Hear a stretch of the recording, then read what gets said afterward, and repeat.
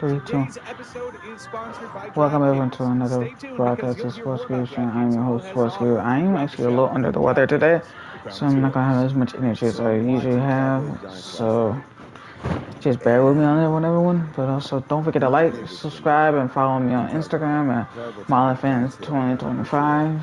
And don't forget to subscribe to my channel, Sports Guru channel. And let's get it started. I was yelling at Dave while I said,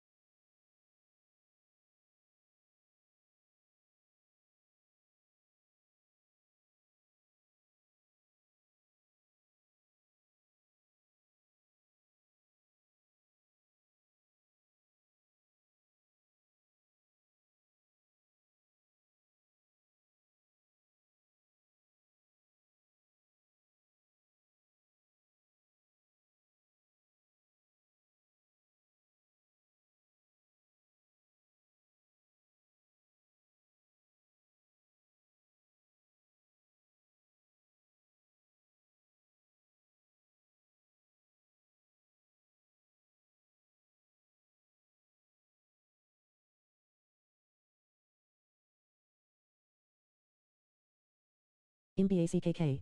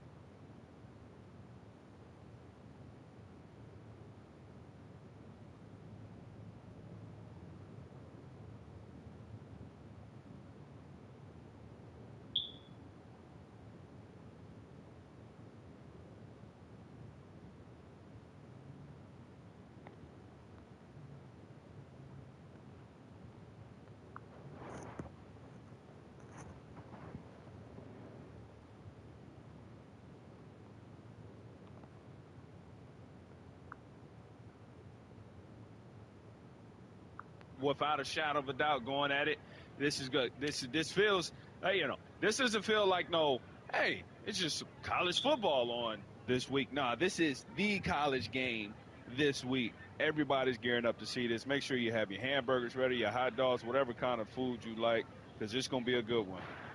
Be a part of Ambernian Nation on the Dr. Pepper call-in line. Call us at 888-SAY-ESPN. That's 888-729-3776. ESPN Nation is presented by Dr. Pepper. It's not college football season without the delicious taste of an ice-cold Dr. Pepper. College football, it's a pepper thing. So I'm live here in Innisfree Irish Pub in Tuscaloosa. We are right down the road from Bryant-Denny Stadium, where tomorrow, 7:30 p.m. Eastern on ABC, we have Georgia, we have Alabama. This place is slammed. And look, I don't know if you know how time zones work, Rashad. You know, on the East Coast, it's 7:05 p.m., but right now over here where I am, I'm behind you. You're an hour ahead of me, so no spoilers. Don't tell me what happens over the next hour, but it's only 6 p.m.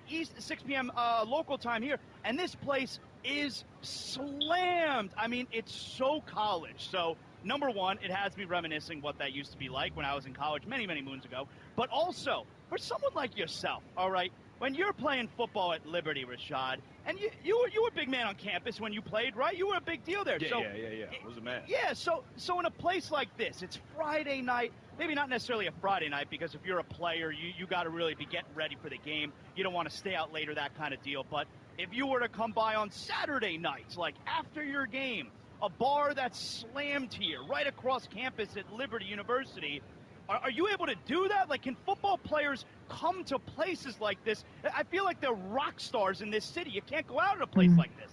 Yeah, man.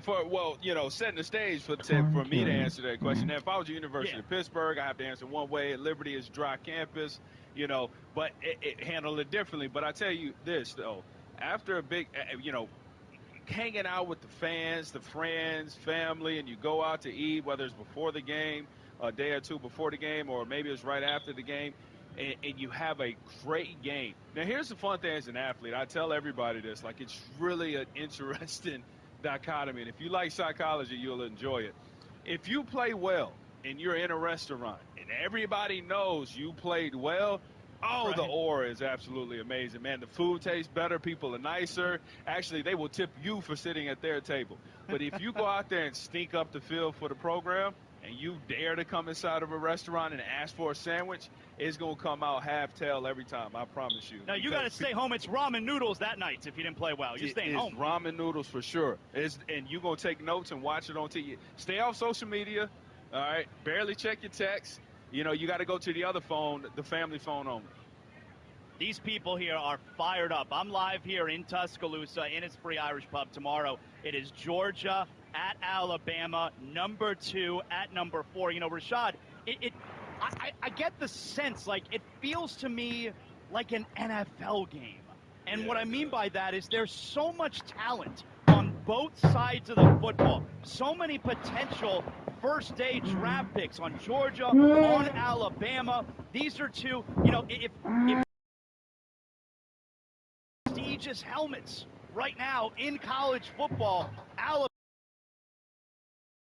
a big-time helmet game, and on top of it, how about Kalen DeBoer, new coach for Alabama, big shoes to fill. Nick Saban. How do you like your first ever SEC game, Rashad? You're Kalen DeBoer, and your first ever SEC game is hosting the Georgia Bulldogs. Come on now, that's big time. That is big time, man, and it's a lot of. I mean, that's what he came for.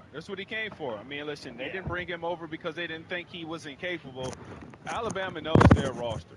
Alabama understands who they need to run their roster. They need somebody who they feel is a player's coach who can come over, understand the NIL system, be friendly to that, and also continue to move the players and shift them in the right program in Alabama. Now, both of these teams are combining offensively between the first 3 games.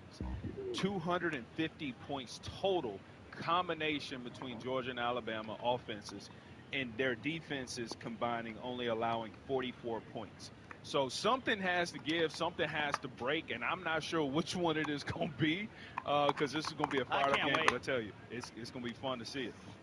I can't wait. I am very excited. It's my first time ever here in Tuscaloosa. You've been here to Tuscaloosa one time. You played the Senior Bowl here in Tuscaloosa, right?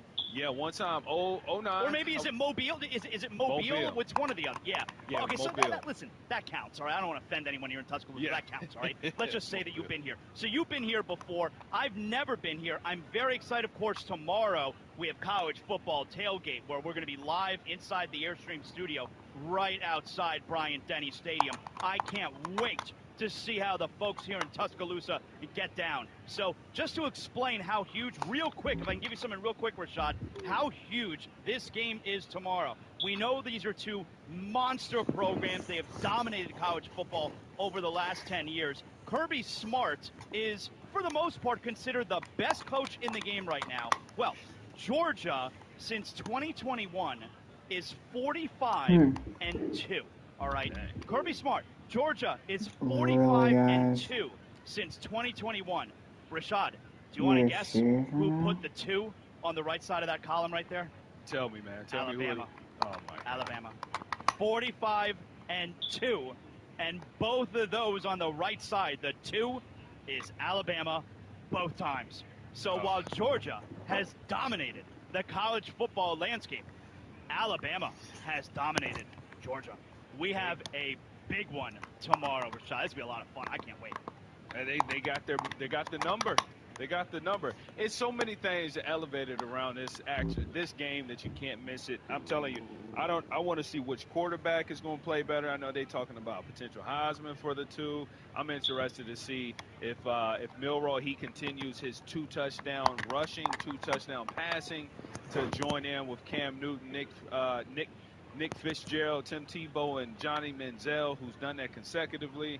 I'm excited to see if the coaches pull it off. I mean, Bama, Georgia, listen, there's going to be country artists all over the place. We know this is one of the biggest country artist scenes. This is my kind of football, man. I cannot wait to see how the atmosphere is and when it kicks off. That little time right before you kick the ball off, from that little moment is going to be excitement until 60 minutes is up.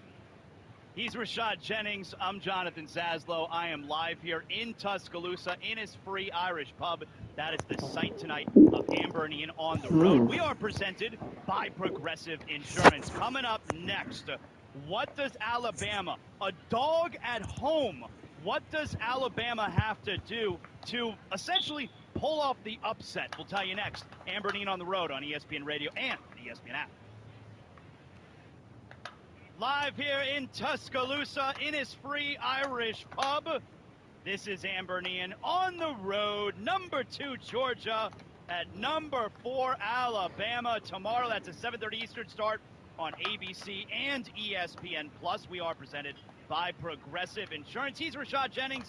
I'm Jonathan Zaslow. It is bouncing here already at Innisfree Irish Pub. There, it's packed. They're getting ready for the game tomorrow. I can't wait. We do this show here. We talk some football, Rashad, for a few hours. Then I'm going to get loose tonight. And then, of course, tomorrow, 10 a.m. Eastern time, live from the Airstream studio. We're going to be right across from Bryant-Denny Stadium as we have college football tailgate. Joining us now here on Amber and Ian, Ryan McGee is our pal. Of course, you hear him every Saturday morning. Marty and McGee. Tomorrow, you guys, you're at Oklahoma at Auburn. You got a pretty good one yourself there, Ryan. Yeah, they're going to really be loving us tomorrow morning when we're sitting here in Auburn and we're talking about Alabama and Georgia. It's their 2 least favorite topics in the world, and we're going to be Marty and I are going to be sitting on the set talking in front of a live audience. But yeah, no, I'm on the other side of the state, and this whole state is buzzing, man. I just was with the Oklahoma team as they were checking into their hotel, and they're ready to get going. This whole state is going crazy. Yeah, right. So I had mentioned just a little bit earlier about the combination of these 2 teams, man. Combining in the first 3 games, offensively, they've scored 250 points collectively, both offenses and both defenses collectively 4 points. So something has to give. What do you see giving? What do you see giving? What's going to bend in having one of these teams win? What's going to be the kicker? Well, I mean, you nailed it. I mean, the reality is that Carson Beck's numbers aren't bad. but they certainly aren't Heisman favorite good, which is Everybody else in the probably division I for need this to year. move on. And then on the flip side of that, Oh, Jalen right. Milroe, he's really good. You know, Marty and I, they sent me to Georgia on Wednesday all day, and Marty went down to Alabama. And Marty was telling me about watching Jalen Milroe practice and said that he was running the ball a lot. And when Marty asked him about it, he's like, yeah, we're hoping that these big defensive ends at Georgia that are so good, he goes, they can come around the end all day because I'm going up the middle. And he said it. So I think Jalen Milroe is the X factor, because when I talked to the Georgia staff, you know, what Kirby Smart said to me on Wednesday morning was, he said, we are so familiar with Alabama, and we are certainly familiar with Jalen Milroe, or familiar with half that roster because they're all back from last year, and they're certainly familiar with going into Tuscaloosa and playing at Bryant-Denny. But they're not familiar with the coaching staff. You know, Kalen DeBoer and these guys, you know, they've got 3 games of film at Alabama, and they're doing a deep dive into 2 years at Washington, and even going back to Fresno State video, and then talking to the coaches they know that have faced these guys. And so I know for a fact Kirby Smart spent a lot of time on the phone over the last 2 weeks with that off weekend with Dan Lanning, you know, his former assistant coach is now at Oregon, and he knows Washington very well. So the X factor is 2 things. It's Jalen Milroe, you know, who we all probably can agree is the best athlete on the field on Saturday. And then the other X factor is, you know, if you're Georgia, what you don't know in this coaching staff. Are they going to pull something out of some playbook, you know, from their NAIA days that you don't know? You know, we won't know until the game starts. We got Ryan McGee here with us. Marty McGee, of course, you can hear every Saturday morning. This is Ambernian on the Road. I'm Jonathan Zaslow, along with Rashad Jennings. I am live here in Tuscaloosa tonight and tomorrow for Georgia and Alabama. So, Kirby Smart, you spent some time around him, around the team, Georgia Bulldogs this week. We know that in a huge game like this, whichever coach loses, there's a harsh reaction the next day from the media, from the fan base. Which coach, if they lose this game tomorrow, is the reaction less harsh?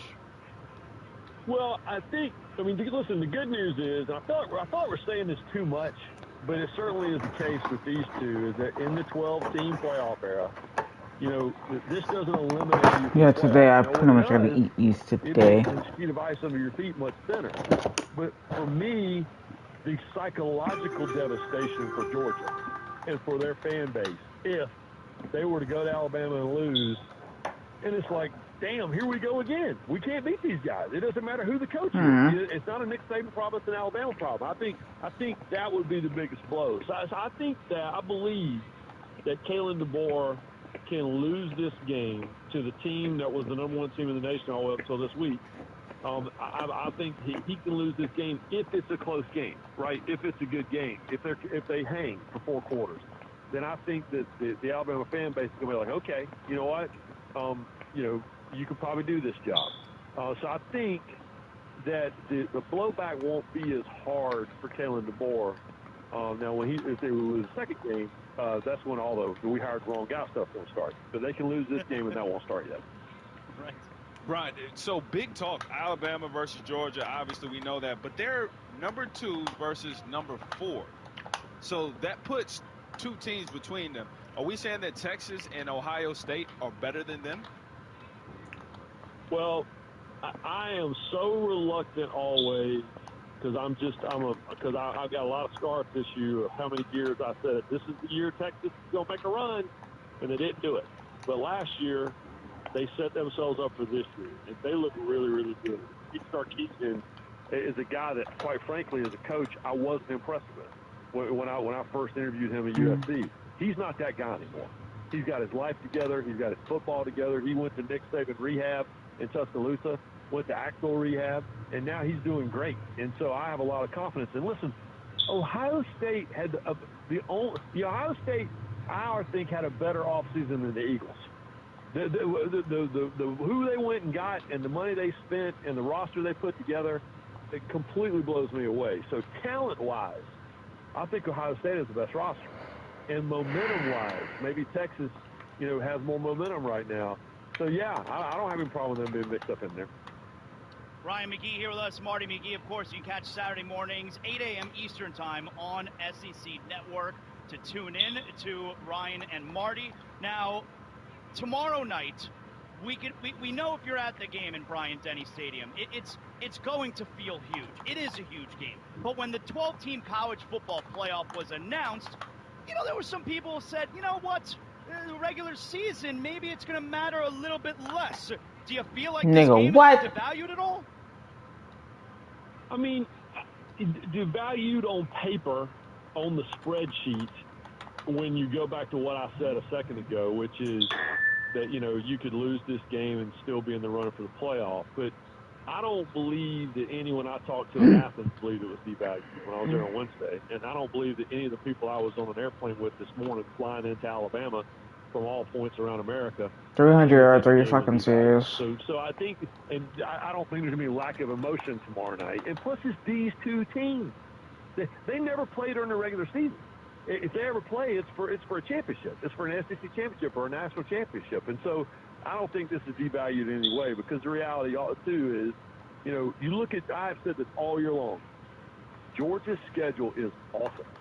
And, I was talking to the Oklahoma team not 2 hours ago, and their schedule's bad, everybody talks about it. Florida's schedule's bad, everybody talks about it. Georgia's schedule, to me, it's not just the fact that they play so many highly ranked teams, Tennessee, Texas, Alabama. It's their rivals that are kind of sneaky in there, right? They play Auburn next week, and they used to always play that game in November, and they had to go to Kentucky. They got to play Ole Miss. I think that if they lose this game, we could be talking about a 2-loss Georgia team, or even worse when we get to the end of the regular season. So the reality is, you need to win your games to be in the best position to possibly win a championship. And so I don't think nothing is devalued tonight, or tomorrow night. No, not to me. Great job as always, Ryan, Marty, and McGee. 8 a.m. Eastern, Saturday morning, SEC Network. Thanks so much for hanging out with us tonight, Ryan. Enjoy the game tomorrow. Appreciate you. Hey, appreciate y'all. See you later. All right.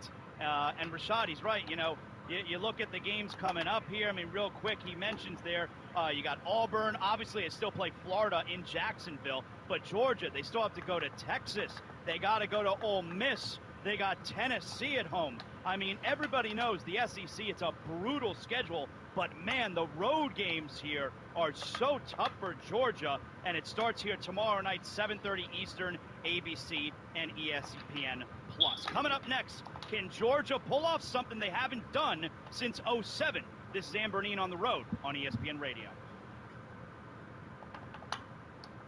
We're live in Tuscaloosa from Innisfree Irish Pub, right down the road from Bryant-Denny Stadium.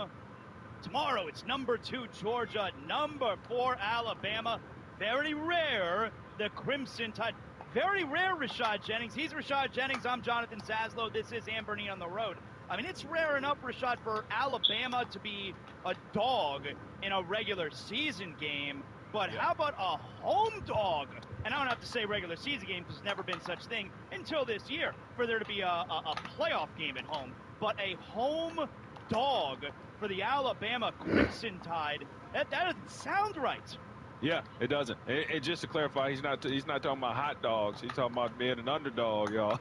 At home, again, 113 consecutive home games in which they have always been the favorite to win. This is the first time in a very long time in which they're the underdog. And I don't know. You know what? We have to go back to Zaz real quick. You remember Nick Saban said that, what about that rat poison or reverse rat poison? Yeah. And here's the situation. So I'm sure he's somewhere smiling to see that Alabama's the underdog right now. I think there's a lot of rat poison out there. Because, listen, I'm on Bama. I'm leaning. I'm not going to give my pick now because everybody knows at the end of the show on College Football Tailgate, live from the Airstream studio, which is tomorrow, 10 a.m. to 1 p.m. Eastern time, that's when I give my official pick. But I look at Alabama, and I'm like, there's a lot of rat poison out there. People are on Alabama for tomorrow. So, again, Rashad, I'm telling you right now, don't ask me for my pick tonight. Gosh, do not tweet me to ask him. You. No. He's not going to do it. Don't direct message Rashad. Don't tweet him. And I don't want you asking me. I'm going to brush you off, Rashad, and that's rude. But I got to do what I got to do. I'll give my pick tomorrow, and that'll be late in the show. Now, Georgia comes in here. Georgia, Alabama, arguably the two most dominant programs, really, in the last 10 years. former Georgia quarterback Aaron Murray, all-time leader in SEC passing yards, Still is all-time leader in today. SEC passing touchdowns. He joins us here on Amber and Ian on the Road. Aaron, thanks a lot for giving us your time tonight. Excitement level as a former Georgia quarterback, excitement level for you for tomorrow's game is what? I would say a 10 out of 10. You know, anytime you play Alabama, and, you know, I think Georgia's still trying to figure out a way to get that monkey fully off the back. You know, we felt like we did it with the national championship, and then, you know, come back and Nick Saban still finds a way to, you know, to take advantage and beat Georgia and kind of show, obviously, why he is the greatest coach of all time. So it's just, the record has not been good over the past 15 years, and Kirby Smart needs a big one to come tomorrow night. So, no, man, this is going to be one of the best games of the season. It seems like we're probably going to say that about 3 of Georgia's games this year, whether it's going to Austin, Texas in a few weeks or going to Oxford, Mississippi in November. There's going to be a lot of really good games, but, you know, these two... Hey, break it up. Fun. You know, a lot of questions are being asked about is Alabama with Jalen going to be able to perform well against this stout defense? Wow, really? 100 passing yards a game. But on the reverse, Georgia's offense, they got a lot of work to do. Georgia's offense only put up 13 points in total against Kentucky just a week ago. Is that a concern 2 weeks ago going into this game, going on the road, having the last taste in your mouth, only putting up 13? Or how do you think that'll pan out for the Bulldogs? I mean, I'm big time concerned. There's no doubt about that. There's heading into the season, Georgia fans and myself thought like, okay, this is going to be the year where some playmakers emerge on the outside. It feels like it's been a decade since Georgia's had, you know, a dominant receiving core. You know, multiple guys that you can kind of rely on, and you know, Brock Bowers is still a tight end. You know, you can call him a flex guy or a high. Valentine. You know, Ladd was great. Ladd was banged up most of the season last year. So you didn't really get the production that you thought could have been last season. Deflected by Paulson Adebo. Guys that, you know, they got in the portal a year ago. They went out there and got the Colby Young. They got the kid from Vanderbilt. So thought that there would be this progress, and just haven't seen anyone. That's not Isaac Yiadom, who's now a Niner. You got Carson Beck. You got the offensive line. I need to see someone take that receiving room. Long's not going to go over something out of London. Hey, I'm receiver one. Like, I'm a guy that Carson can rely on third down situations, red zone situations. And, you know, this would be the perfect opportunity going against a very young Alabama secondary to see if someone can kind of, you know, like I said, make some big-time plays vertically down the field to open up this offense a little bit. That is, you know, been really more dink and dunk and not seeing the vertical passing game, which, you know, Carson's able to do really shine just yet. We got former all-time great Georgia quarterback. Damn it, that was the first down, too. This is Amber and Ian on the Road. I'm Jonathan Saslow alongside Rashad Jennings live in Tuscaloosa for the game tomorrow. We're at Innisfree Irish Pub. We're right down the road from Bryant-Denny Stadium. Now, Aaron, how did you prepare the night before a big-time game like this as the quarterback? All eyes are on you, tons of pressure on the quarterback. Like Jalen Milroe, Carson Beck, what are they going through tonight before the big game? I mean, listen, both these guys have played enough big-time games where I don't think they're, you know, not getting sleep or not eating their dinners or any of that. It is, you know, hey, go over my notes, do what I need to, you know, kind of keep my routine as normal as possible. You know, do you do a little bit more during the week? 100%. Like, there's no doubt that, you know, any player will, you know, maybe see the trainers a couple more times, watch a little bit more film, take some better notes, you know, in preparation for this game. But, you know, come Friday night when the game plan's installed, you've watched the film, you've done everything, you've done the reps. Just like, hey, man, review a couple things.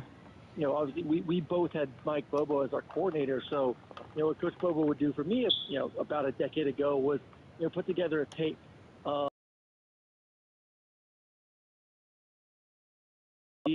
Kind of organize them based on the, you know, the plays. So 2x2 plays, 3x1 plays, third down, red zone. And I would just go through that cut up. I'd watch all the, you know, I'd get a play, you know, watch it versus every single coverage we were anticipating, every single blitz, kind of go through, you know, what I would do in that situation on that given play.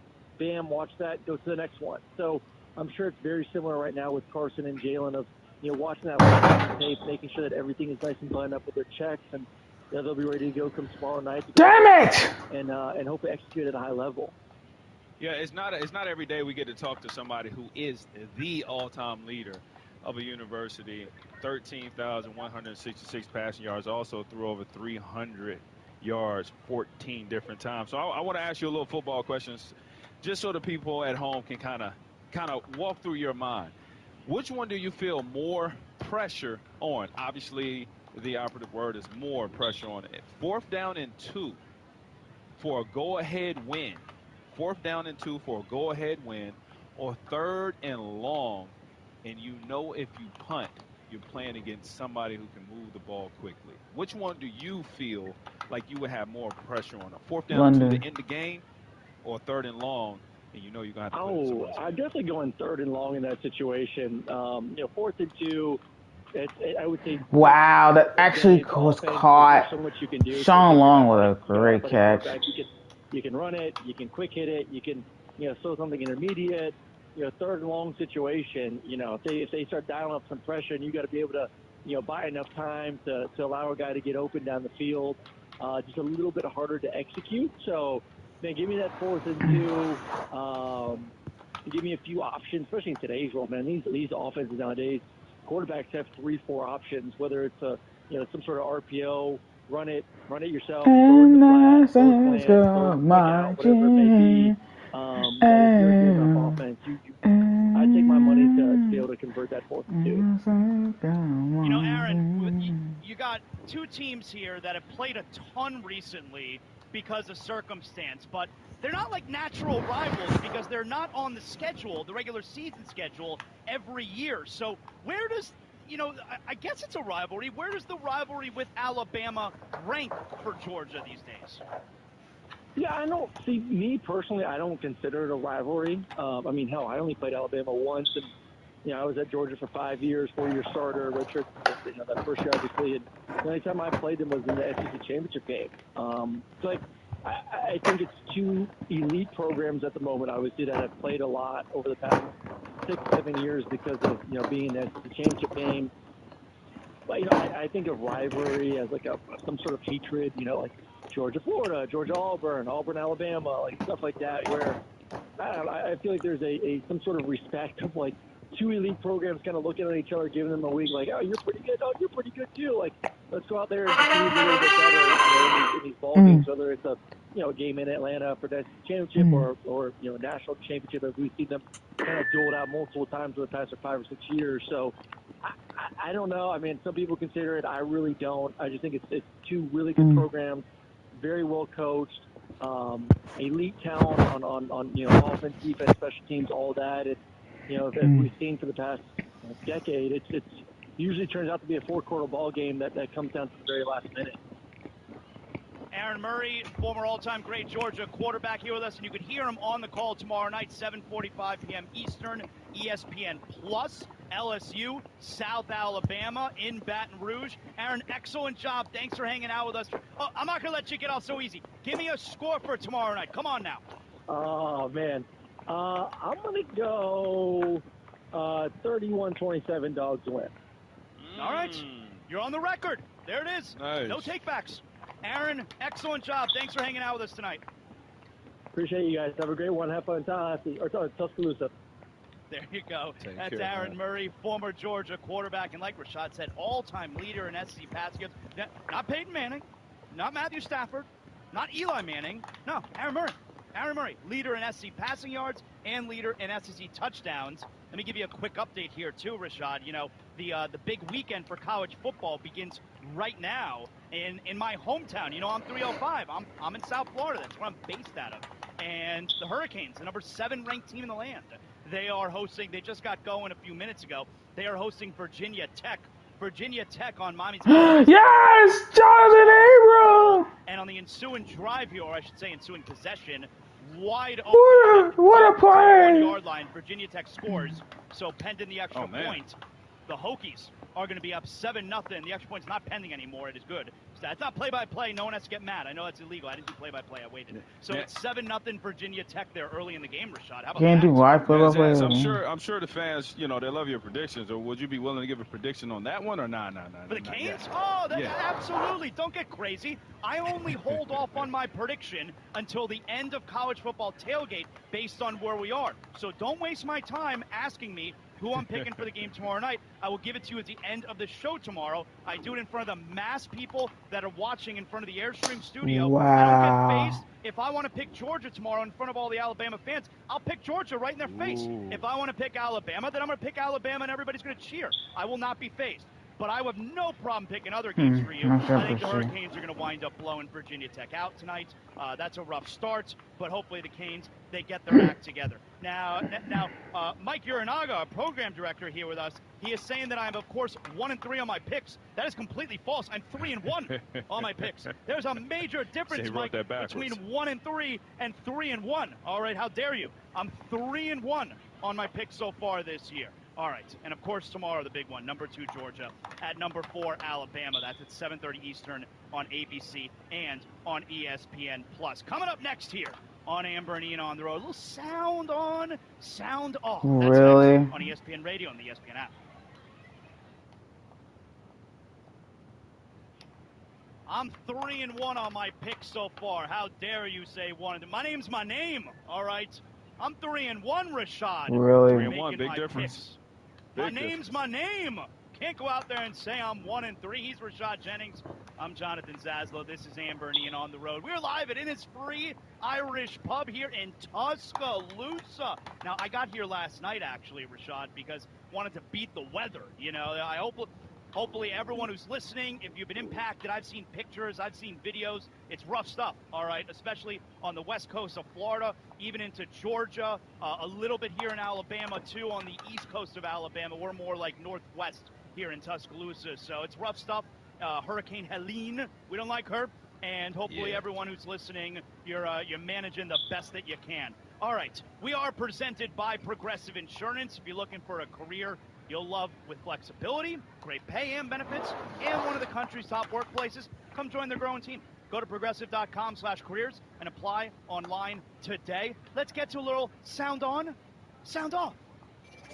They said it, but what do they really mean? What are you trying to say to us? Sound on, sound off with Amber and Ian. All right, let's bring Cam aboard. He's filling in tonight, producing the show. Hello, Cam. Hey, Zaz. Hey, Rashad. How y'all doing? What's happening? Good.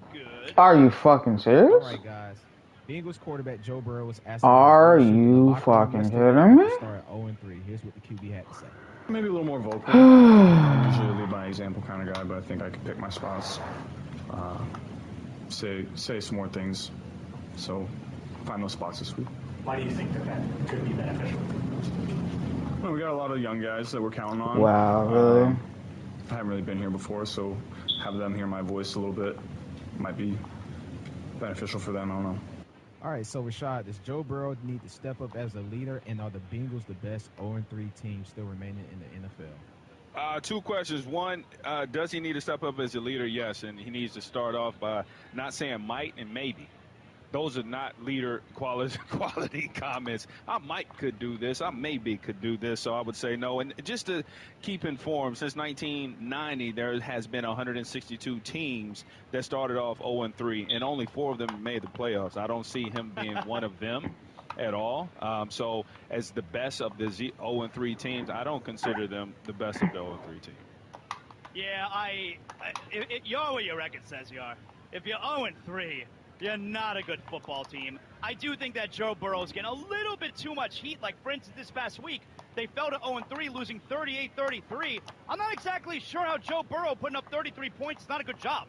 All right, he wasn't playing defense, allowing 38. So I'd settle down a little bit on the Joe Burrow criticism, but that Bengal team, they kind of stink. Go ahead, Cam. All right, Zaz. Yesterday, Justin Fields was asked about him being listed as QB2 on the website for the Pittsburgh Steelers, and gave a very short but straightforward comment. Here it is. You're starting, but you're still listed as QB2. I mean, is that something that they care about at all? A listing on a computer site? Nah, I'm good.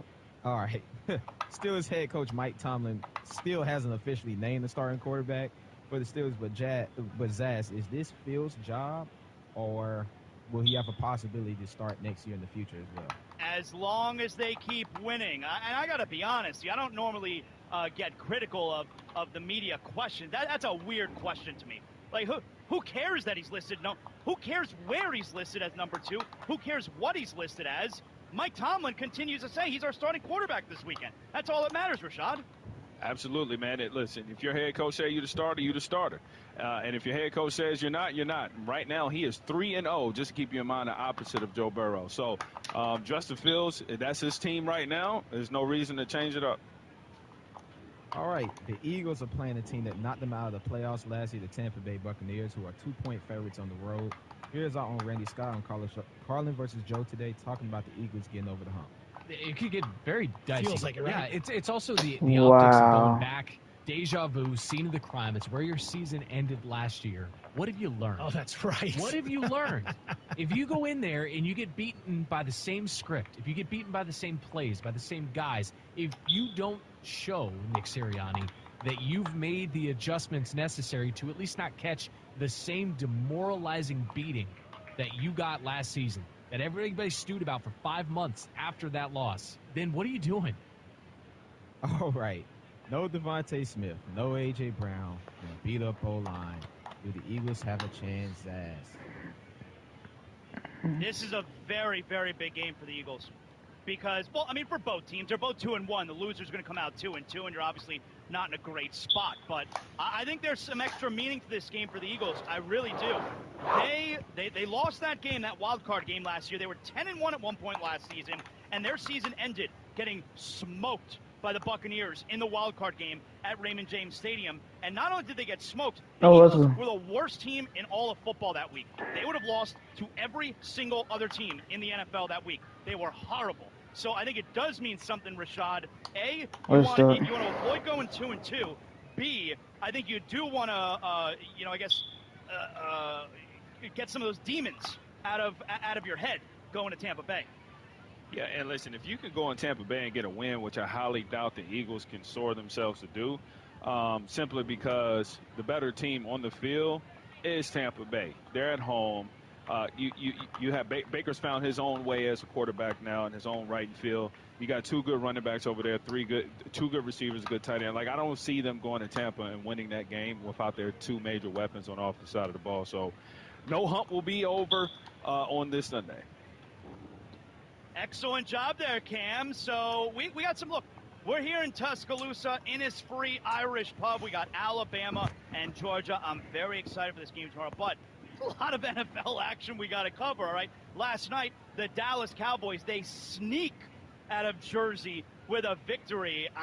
I got to be honest, I don't know how good the Cowboys are. Sure. They really did, and I'm not, coming down the mountain with the tablets telling you that I don't think the Cowboys are any good. I mean, this is a big-time collegiate atmosphere. I am live here. I'm Jonathan Zaslow. My pal is former NFL running back Rashad Jennings. This is Amber and Ian on the road, and we are broadcasting live here tonight at Innisfree Irish Pub in Tuscaloosa. Of course, our ESPN Radio campus tour brings us to a new site, a new campus, You're a new fucking serious, every single weekend. And tomorrow, we're broadcasting inside the Airstream studio right outside Bryant-Denny Stadium.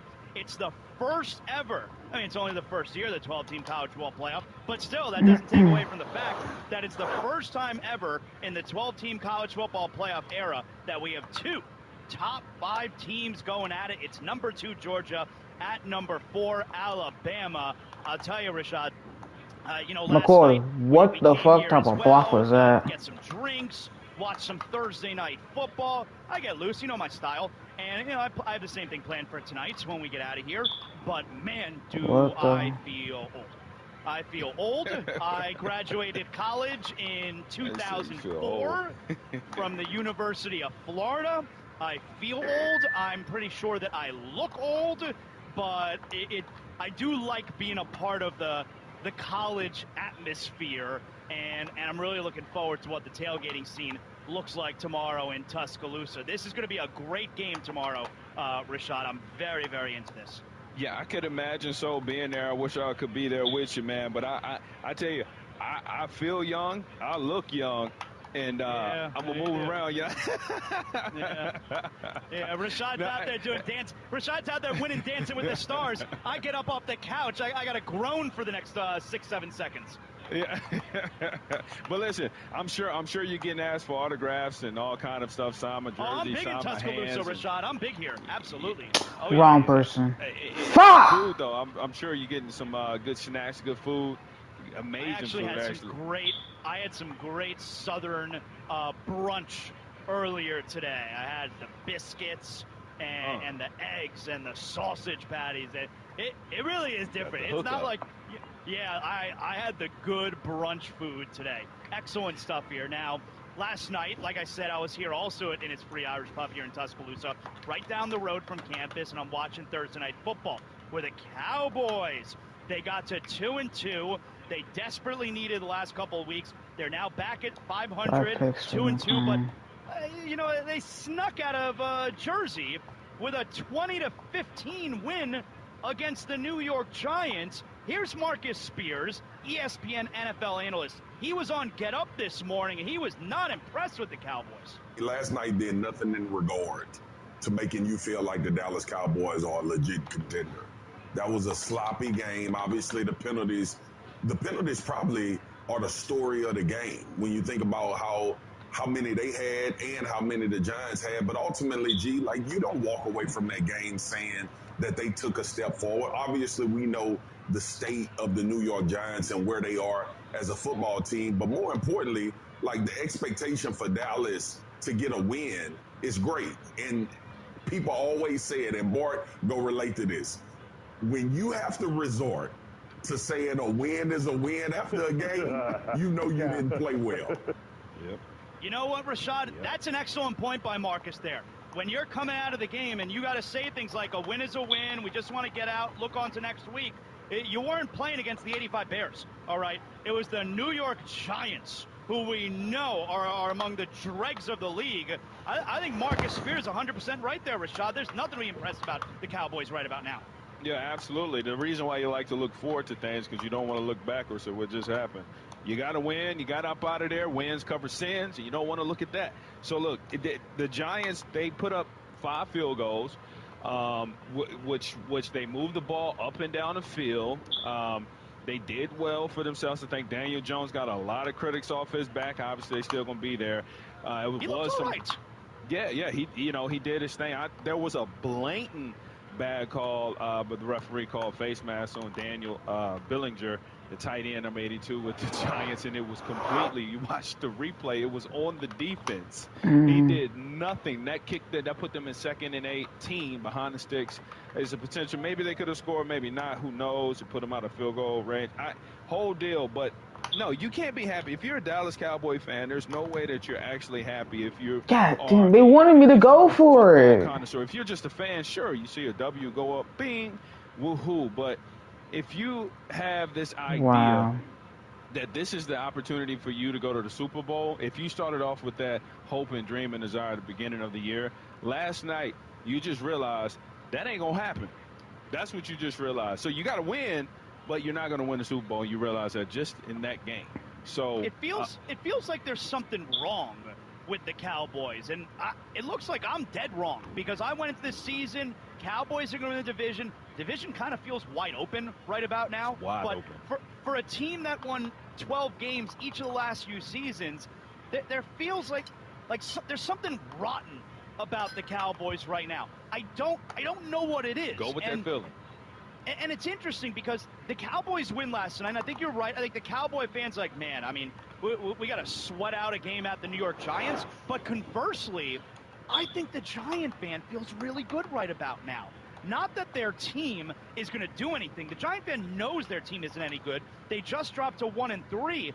But the Giant fan now, every single week, they're going to tune on their team this year, and they're going to say, I can't wait to watch what Malik Neighbors does. I got someone to watch every single week. This is a superstar that we haven't had like this since Odell Beckham, And I don't remember Odell Beckham starting his season, his rookie year, the way Malik Neighbors has. We know Odell, he had the big catch. We knew he was really good. But I don't remember Odell starting his rookie year the way Malik Neighbors has. Neighbors had 12 catches for 115 yards. Say what you want about Daniel Jones. He targeted Malik Neighbors 15 times last night. So they're getting. I gotta get a stop.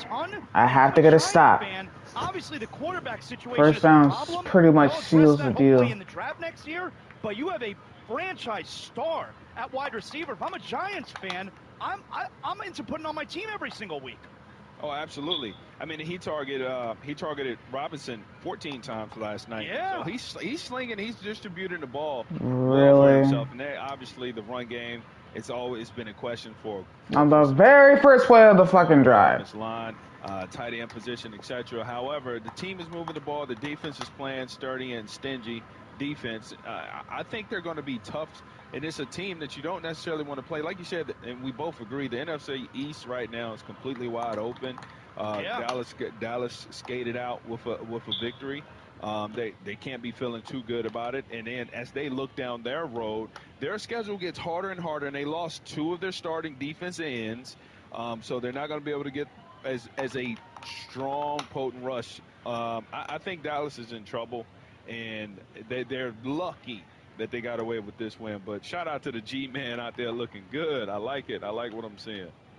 There's something rotten going on with the Cowboys. Here's Joe Fortenbaugh. Carlin versus Joe, of course, every weekday, 12 noon to 3 p.m. Eastern time. This was Joe today reacting to the situation that the Giants have put themselves in. There are a lot of indicators here that we're nowhere as good as we think, so we should probably pump the brakes. No, full steam ahead. New contract to the quarterback, and the rest is history. Since that time, they're 7-14. Last season, they were minus 141 in point differential. That's 3rd worst in the NFL. This year, they're minus 24 in point differential. It's not getting any better. Jones can't play.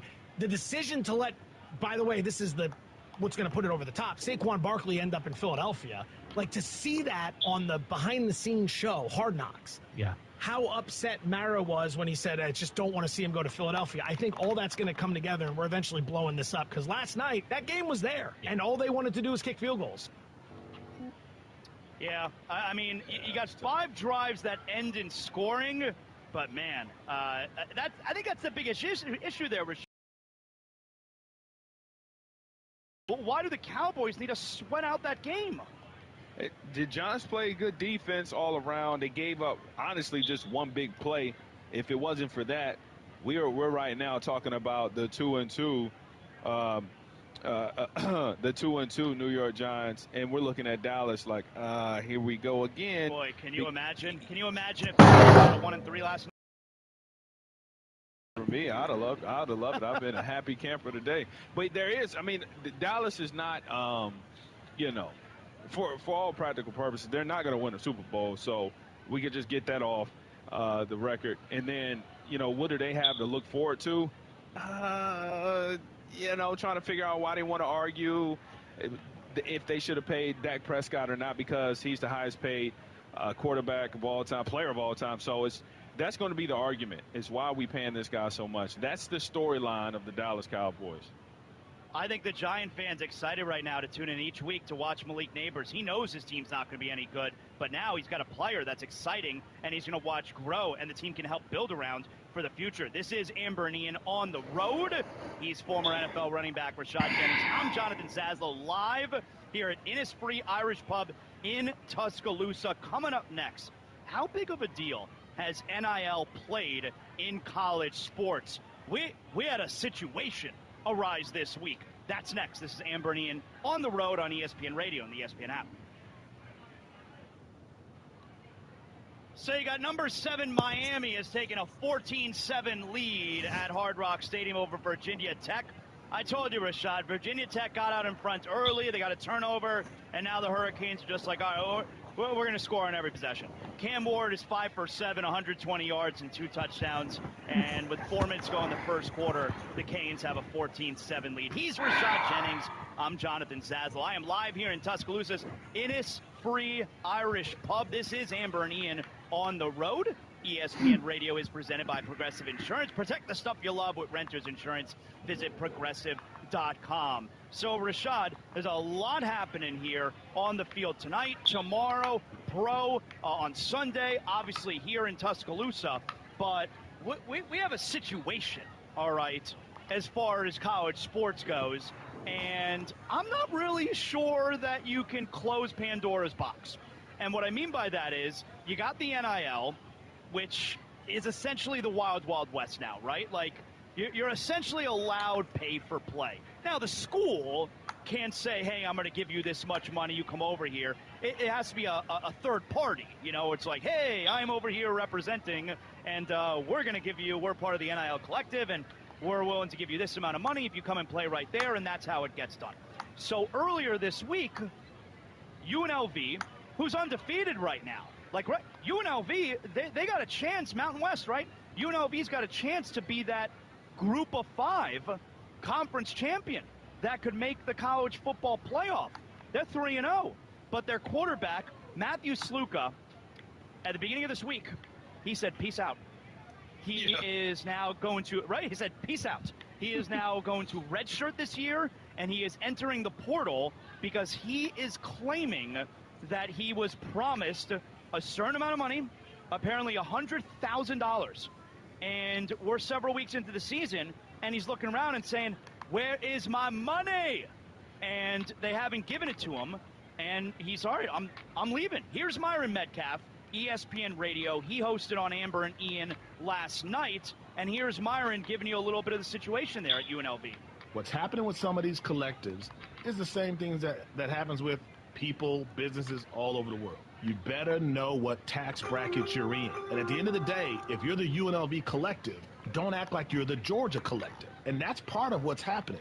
There are some collectives at the highest levels that are backed by real money. Real big-time boosters and donors who can write checks that ain't going to hurt anything that they want to do in life. Then you have some of these other collectives, nothing against them, that are John and Jane giving $150 a month or $500 a month. It's more complicated. So I think you have a situation where maybe, at a school like UNLV, I've heard of other situations where guys were offered more than was actually delivered. You might have a guy who transfers. But will this become the norm? I don't think so, because the real collectives are paying what they're promising, and these aren't situations we're seeing often in college sports.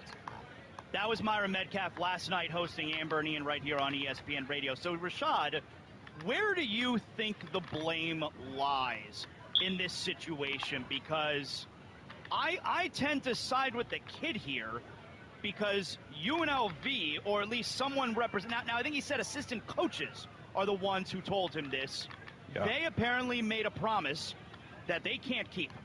But at the same time, Rashad, if you're Matthew Sluka, I mean, look, you had an agent during your playing career, all right? A lot of people in this business, in sports media, we have agents and they negotiate contracts. If ESPN Radio says to me, Zaslow, we're going to pay you X amount of dollars, here, shake my hand, and then we shake hands, and then 3 weeks into my contract, no one has paid me yet, I'm stupid.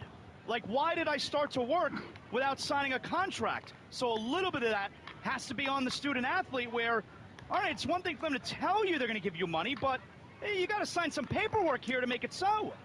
Yeah, I mean, listen, there's a level of trying to work in good faith from time to time, and I think these are one of those things. Potentially, could he be fluffing? Maybe.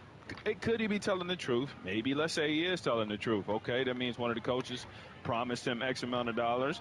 He's not getting X amount of dollars. He's taken his option of redshirting as a redshirt senior now, which allows him one more year to get paid. Does he think he's going to the NFL? Maybe, maybe not. This is a money grab for him, a good opportunity. Obviously, he's probably continuing his education. I just want to pull out this optic, the fact that he transferred from Holy Cross, which is a Catholic school, I do believe, to Vegas school. It's just the irony of it is kind of funny. But that's true. Listen, this guy, he wants his money. I think anybody would. If anybody was promised, hey, you can come work at X. You can work at wherever. We're going to give you $100,000. You show up, you work for 3 days, you don't get your money, and you see an opportunity to back out. you're going to leave. So this goes to show the other side of NIL, where it's full of lies. And do and say what you can and will to get the player there, which is exactly, folks, exactly what happens to a lot of collegiate athletes prior to NIL. Hey, we promise you're going to start over here. I promise you, man, we're going to give you this car. I promise you, we're going to set you up with this. You get there, nothing happens. And then they're stuck. Now the leverage goes back to the players like, Leo, if you do what you say you're going to do, and it's all good. I'm not sure how we stop this, because what prevents these kids, what prevents the big time quarterback for a team that's about to play in a college football playoff game from saying, hey, you know what?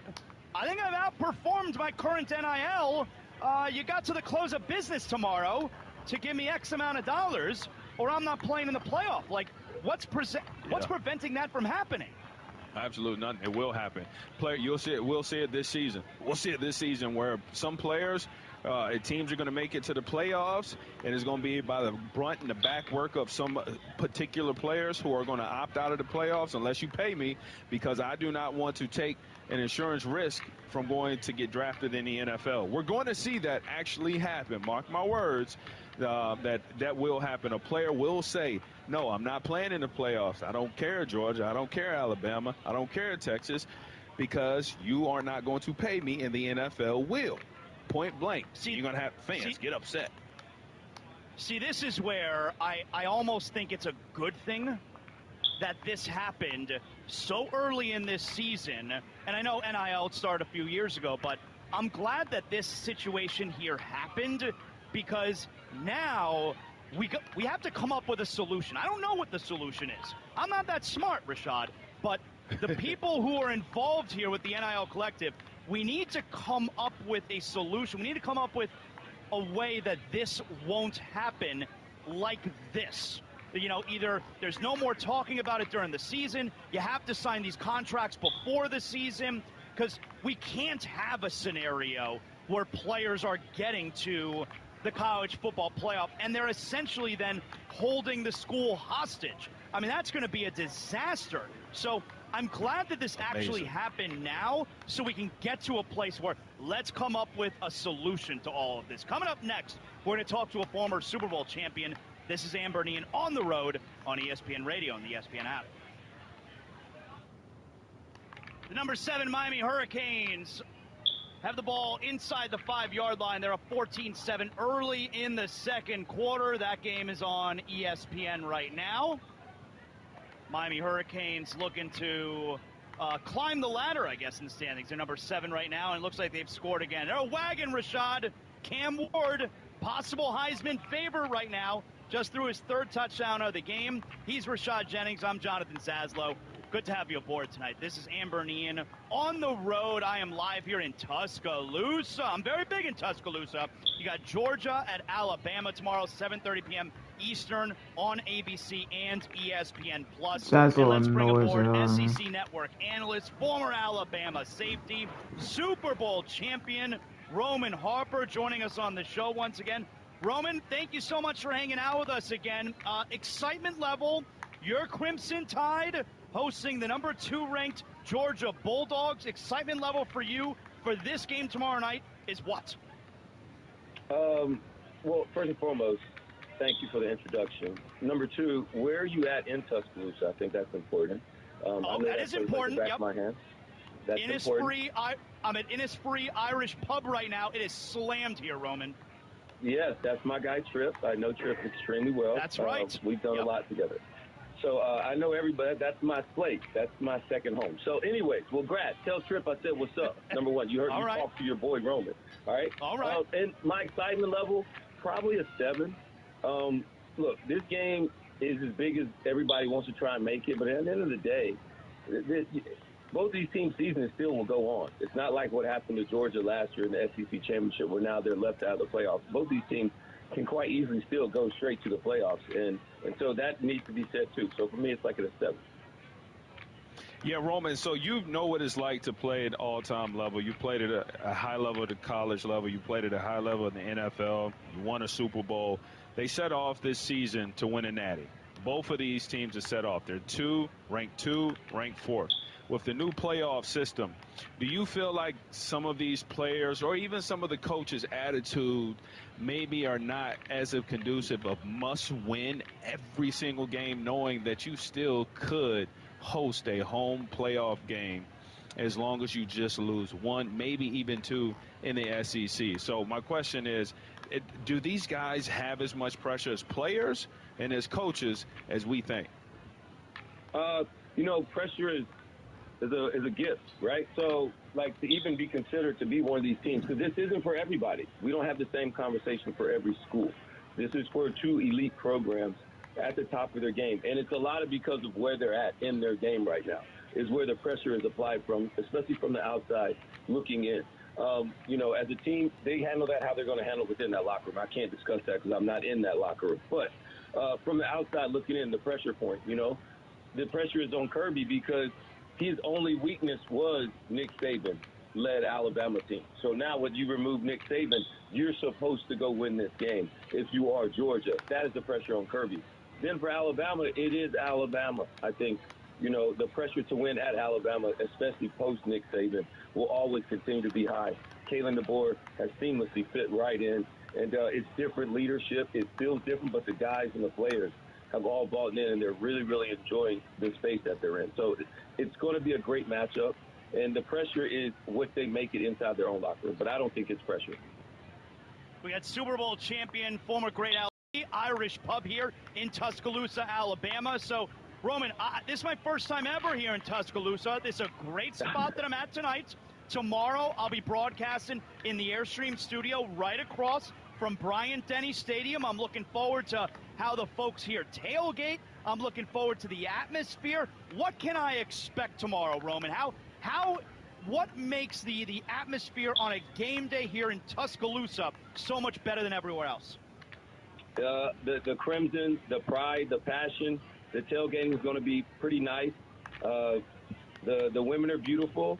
The whole experience, the ambiance of all these, the sororities and all that stuff being right next to the stadium, it gives it a different feel and aspect. And you have the strip right there. You have Rounders right there. You have Gillette right there. The new age Gillette. It's amazing what it is now. But, all those places right there, you can just stop by. You can go get a drink. It's the whole vibe. It's a great deal. And then the football's great.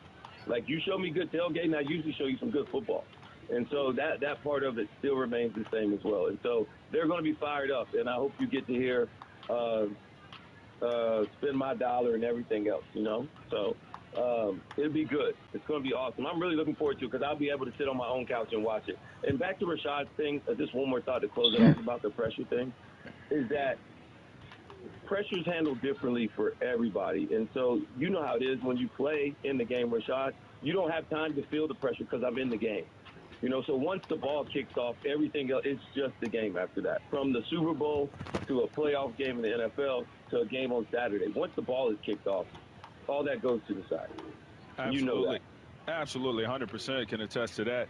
And Ron, there's between both of these teams, Georgia and Alabama, I've mentioned this a couple different times, but they've collectively in the last 3 games combined 250 offensive points. They collectively have only allowed 44 points. So it's a lot of offense and a lot of defense, and something has to give between these two teams.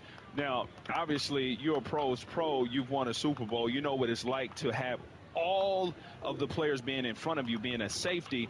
Talk to me a little bit about halftime adjustments and how important that's going to be in this particular game. Well, that has been the difference between Alabama and Georgia in the past. Nick Saban was always able to make that adjustment to all of a sudden push him over the top, whether it's substituting Tua Tagovailoa, who most people in the country did not know. I knew him because I've been watching Alabama football, and I knew he could throw the rock. So that adjustment, right, that beats Georgia. And then other adjustments where, last year in the SEC championship game, he made a defensive adjustment early in the game to now we're going to not drop Dallas Turner. We're going to continue to put our best pass rusher at the quarterback and then make them beat us doing something else. So those little adjustments throughout the game, especially at halftime, is what always separated Nick Saban and Kirby. And so now I want to see how it's going to go. And I got to be honest, Kalen DeBoer, Coach Sheridan, this offensive coordinator for Alabama, they have done some extremely creative things in the early stage that I've seen from this Alabama team offensively. I'm very impressed with using Jalen Milroe's legs, especially inside the tight red zone, where if you don't have somebody ready for the quarterback, that's a touchdown. He's too fast. He's going to get 10 yards. So those things like that and the way they do it with the full scheme and the way you can do some things with college action, it's really, really good. And then Georgia, on the other hand, you know, offensively, they seem a little bit more like they're putting just more on Carson Beck. He has to go make that play, and the receivers have to win one-on-one. And so I like the design aspect of it a little bit better in college because not every receiver is good enough to separate.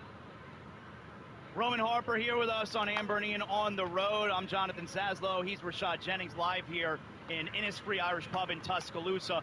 Lastly for you here, Roman, can Jalen Milroe be outplayed tomorrow night by Carson Beck, but Alabama still win this game? Can Jalen Milroe not play better than Carson Beck and win the game still? Is that the correct question? Yeah. No. Jalen Milroe's got to be the star. If not really the star, but, man, he's got to play well. And he's got to out, like, you don't want, like, if Carson Beck's throwing for 300-some yards, it would be interesting to see because they haven't even done that all year versus other teams. So we'd have to see that, especially the style in which Georgia likes to play this game. But for Alabama, they got to create turnovers defensively. But Jalen Milroe has to be the star if Alabama's going to win this game, to answer your question. Roman, excellent job. You can catch him on SEC Network, Super Bowl champion. Hey, thank you guys. Yes. One more thing before I get out. Yeah. Tell my boy Trip I said what's up. And he's going to probably get you to try and do a Rumpelmist shot. He loves Rumpelmist. That's his thing. I stick to maybe Fireball or a couple other things. They got a Black Age Black Label thing I take a shot at too. Tell him to give you one of those. Roman, Trip is right in front of me. Trip, Roman Harper says hello. He's on with us right now. He turned.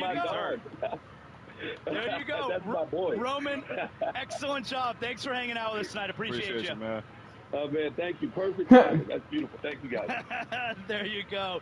Tune in for baseball action tomorrow night as the Brewers host the Mets, presented by Progressive Insurance. Coverage begins at 6:30 p.m. Eastern on ESPN Radio and the ESPN app. Coming up next here, Alabama and Georgia. Can it be the game of the year? But we're going to also get to some of the other action as well. This Amber and Ian on the road on ESPN Radio and the ESPN app. So I want to make sure I get this correction out here, Rashad, because I mentioned how the Hurricanes, that Cam Ward just threw his third touchdown, which would put them up 21-7. Number 7 Miami hosting Virginia Tech. The play got called back with a flag, and then on the very next play, Cam Ward threw an interception. The Hokies have tied the game, so now it's a 14-14 game early in the second quarter at Hard Rock Stadium. This is Amber and Ian on the road. I'm Jonathan Saslow. He's Rashad Jennings. And joining us now, Chris Lowe, ESPN senior writer. Thank you for coming by. I appreciate it. How you doing? Man, it's great to be here. Great, just a festive environment down here in downtown area. I guess there's a pretty big game tomorrow night. There is a very big game tomorrow. I've never been here to Tuscaloosa. This is my first time here. I feel like the atmosphere is going to be pretty wild tomorrow, yeah? You know, this is only the 5th time. I know it's hard for a lot of people to believe this. This is only the 5th time in the last 20 years these two teams have played in the regular season. Now, they played a ton in the postseason, playoff, BCS, etc., SEC championship game, but they've not played very often at all in the regular season, and it's been really a long time since they played in Tuscaloosa. So, you know, I think it's great to see them play, and I think the fact now that we've got most teams playing, everybody, you don't have the two divisions, we're going to have a lot better idea over the next 4 or 5 weeks who's legit and who's not. Absolutely, and this is, you know, number 2 versus number 4, very early, 2 big teams. Zaz had kind of mentioned, this almost feels like the intensity of an NFL game, and so a lot is riding on the line, but then again, some people say a lot isn't riding on the line. How much of this game do you think shifts the trajectory and conversation about the 12 playoff system? Well, I think you're right in that there's so much football left to be played, and you know you can have a mulligan now with 12 teams. You don't have to be perfect to make a 4-team format.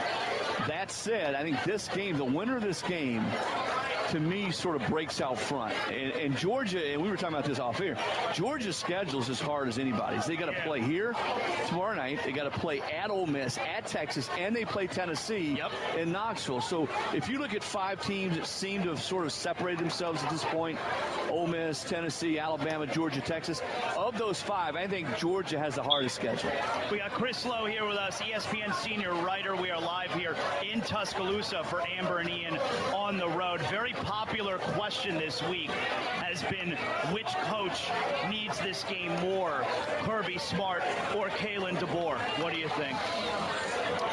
Well, I think Kalen DeBoer does, because you know what the narrative is going to be. If Kirby comes in here and wins this game, their first quote-unquote big game at home since Nick Saban retired, it won't be fair. Nothing's going to be fair about that, but that's exactly what's going to happen if they don't win. Listen, Kalen DeBoer, I spent a week with him before the first game of the season, is as grounded as it comes. He knew exactly what he was walking into. He understood that this is a place that they're going to demand championships, nothing less, and that's why he's here. You know, he didn't flinch. A lot of people, I think, that were at established jobs, and remember, he was in the national title game last year. You know, he never blinked when they offered him this job. He's here. I think they've got a great football team. And again, going back to what I said a minute ago, there's about 4 or 5 teams in this conference right now that could beat anybody in the country on any given night. And I think even if Bama doesn't win this football game, they still got a lot out there in front of them. Because remember, it's the 2 best teams that play for the SEC championship game and not one from each division. No more division play in the SEC. Jalen Monroe, you have Carson Beck. Both of them have been in conversation for potential Heisman Trophy winner.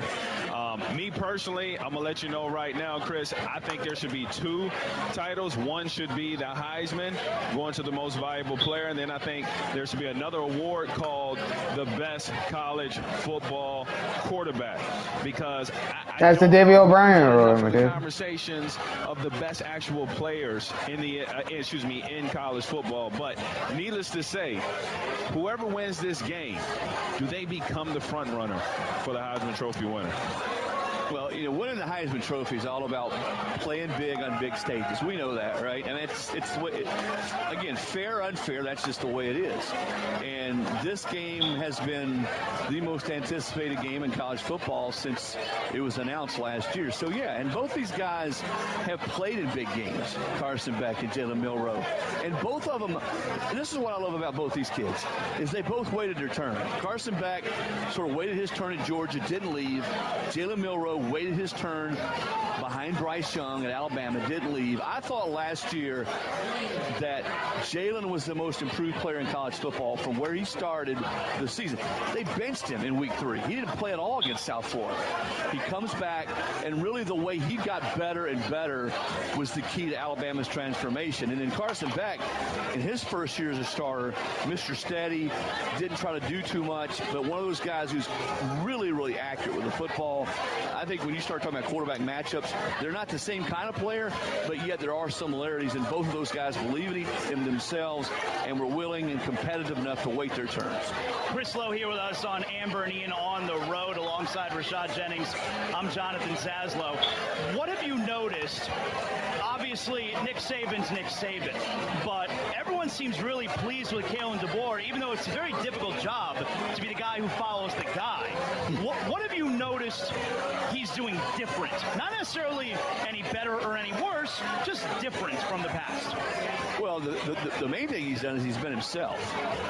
And he's been very respectful what Nick did here at Alabama. But I think the way the atmosphere around the team, you know, you see some music at practice. I mean, I was here. They went their team meeting, their first team meeting of the first game week. You know, they're playing rap music there in the team room, and guys just seem to be. That was never happening. No.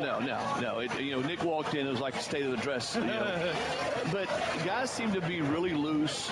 I know. Again, talking to Jalen Milroe, he said he's never felt this free, this way to play football. And he's not, you know, he wasn't dogging Nick Saban, but I think that's the thing that you notice when you're there. And yet they're very physical on the practice field. It ain't Club Med, all right? They get after each other, but it's just a different way of doing things. And clearly it's worked for Kalen because the guy's won everywhere he's been.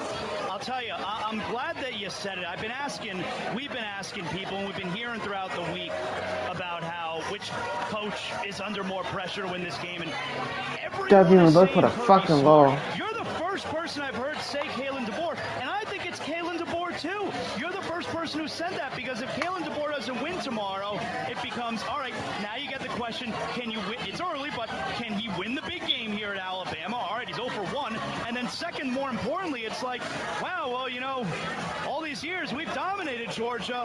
Now you got here and we just lost. I think it's clearly more pressure on DeBoer. Yeah, and because you just said it, Alabama's on this series.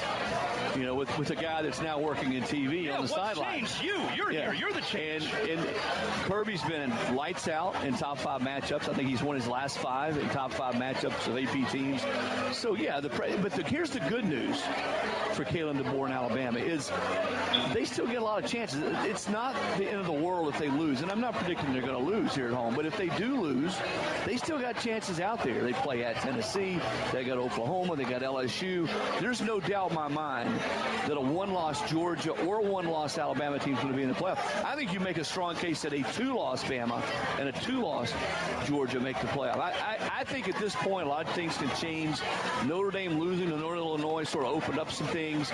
I think there's a decent chance that 5 SEC teams are in the playoff this year. 5. I would say for sure 4, maybe 5, depending on what. Yeah, Georgia, Alabama, Tennessee, and I would say Oklahoma. Texas to me is right there. Yeah. I think Georgia's going to be there, and I think it gets down to the other 3 teams. I think there's Ole Miss, Tennessee, Alabama. Alabama's schedule's a little bit harder. Tennessee winning the way they did physically at Oklahoma last week, pretty impressive. They get a week off, and then their 2 biggest games of the season are coming up. Bama at home, Georgia on the road. Great job, Chris. Thank you for coming by. Appreciate it. Chris Lowe, ESPN senior writer, stopping by here at Innisfree Irish Pub. We are live here, Amber and Ian, on the road here in Tuscaloosa. And, of course, we are presented by Progressive Insurance. Coming up next, Rashad's going to tell us what are some of these coaches and players saying, and we'll do a little Got One.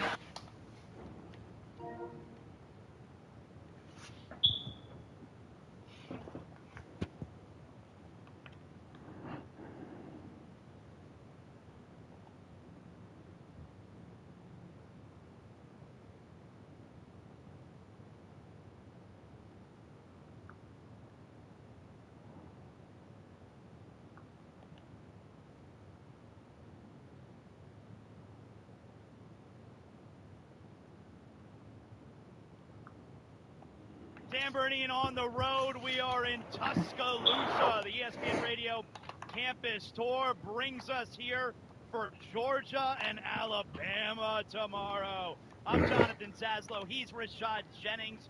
Good to have you aboard tomorrow, 10 a.m. Eastern Time. 10 a.m. to 1 p.m. Eastern Time.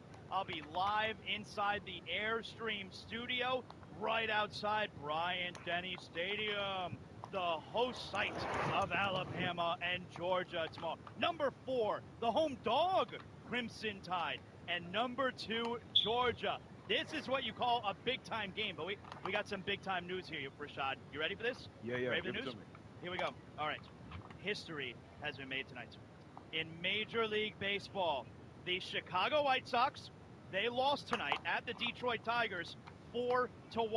Why is that interesting? Well, I don't know if you've been keeping up with it, Rashad, but the White Sox, bad baseball team, they lost their 121st, their record 121st game tonight. Now, you may be saying, why is that so bad? Well, if you played 1,000 games in a regular season, losing 121 wouldn't be bad. It would actually be very good. 879, 171 in Major League Baseball. They are 39 and 121. They're the all-time worst team. God bless if you're a White Sox fan. I mean, that's some futility right there. Rashad, you're not a White Sox fan, right? No, sir. No, sir. Okay. No, sir. All right. Well, don't be. You know, if you're thinking about picking up a new baseball team and you're considering the White Sox, don't. They're really bad. At least wear some different color socks. Put on some red ones. At least you. Well, they haven't had the greatest year either. I mean, they're only a game over, and they're missing the playoffs too. The Red Sox this year, but the White Sox, 39 and 120. Well, I guess go big or go home. So they set the record tonight, most losses ever. The Virginia Tech Hokies. Yeah, Rashad. Not to get you off track, but what's up with socks in baseball? Name the teams. I don't know. I don't know. It's a fair question, Rashad. I don't know the answers to everything. I'll see if I could gather up some info. That is a fair question. The Virginia Tech Hokies, they lead number 7 Miami, 21-14 late in the second quarter. Turnovers have been the story, and Virginia Tech taking advantage. Cam Ward's having a hard time out there, and the Hurricanes are punting once again. But now, all right, before we get to a brand new segment which is going to sweep the world, want to let everybody know, tune in for college football action tomorrow as USC hosts Wisconsin, presented by Dr. Pepper. Coverage begins at 3 p.m. Eastern on ESPN Radio and the ESPN app. We have a brand new segment here on Amber and Ian on the Road. It is called Rashad, What He Mean? Okay, you ready for this, Rashad? Oh, so you know it. For folks who have never heard of this great segment, Rashad, What He Mean? We play a soundbite, a player or a coach. They may have said something this week, and we're a little bit confused about what he mean. So first, let's hear from Rashad's going to help us break it down. He's the former player, not me. Antonio Pierce, Vegas Raiders head coach. Here he was earlier in the week, coming off of the loss. No, they didn't. I think as the game went on, I don't think it was a team. I think there was definitely some individuals that made business decisions. And we'll make business decisions going forward as well. All right, so that was coming off a terrible loss this past weekend. Rashad, that's Antonio Pierce. What do you mean? Yeah, so that y'all got to keep in mind Antonio Pierce is a former linebacker. He played in the NFL for several years with the Giants, and now he's the head coach of the Vegas Raiders. He's saying that when he he didn't even have to turn on the tape. He said his post game, so he saw it from the sideline that there were players that made business decisions, meaning that they didn't want to get dirty, they didn't want to get physical, they didn't want to play with great effort because they were trying to preserve their body for the next game to make more money, right? Makes sense. Well, that's a business decision, not for the team. It's directly to you. So what he's saying is that the team is going to make business decisions thinking about them, not who they are paying. So keep in mind, if they brought somebody over to pay them, that don't mean they're going to play them. All right. Jamar Chase, Bengals wide receiver. Here he was. This is during the week as well. I guess he's happy that, they moved past all the offseason stuff. And all this BS that was going on this offseason and prior to the season, I'm just happy that it's over with and I'm finally playing ball and having fun with the guys. That's what matters most for me.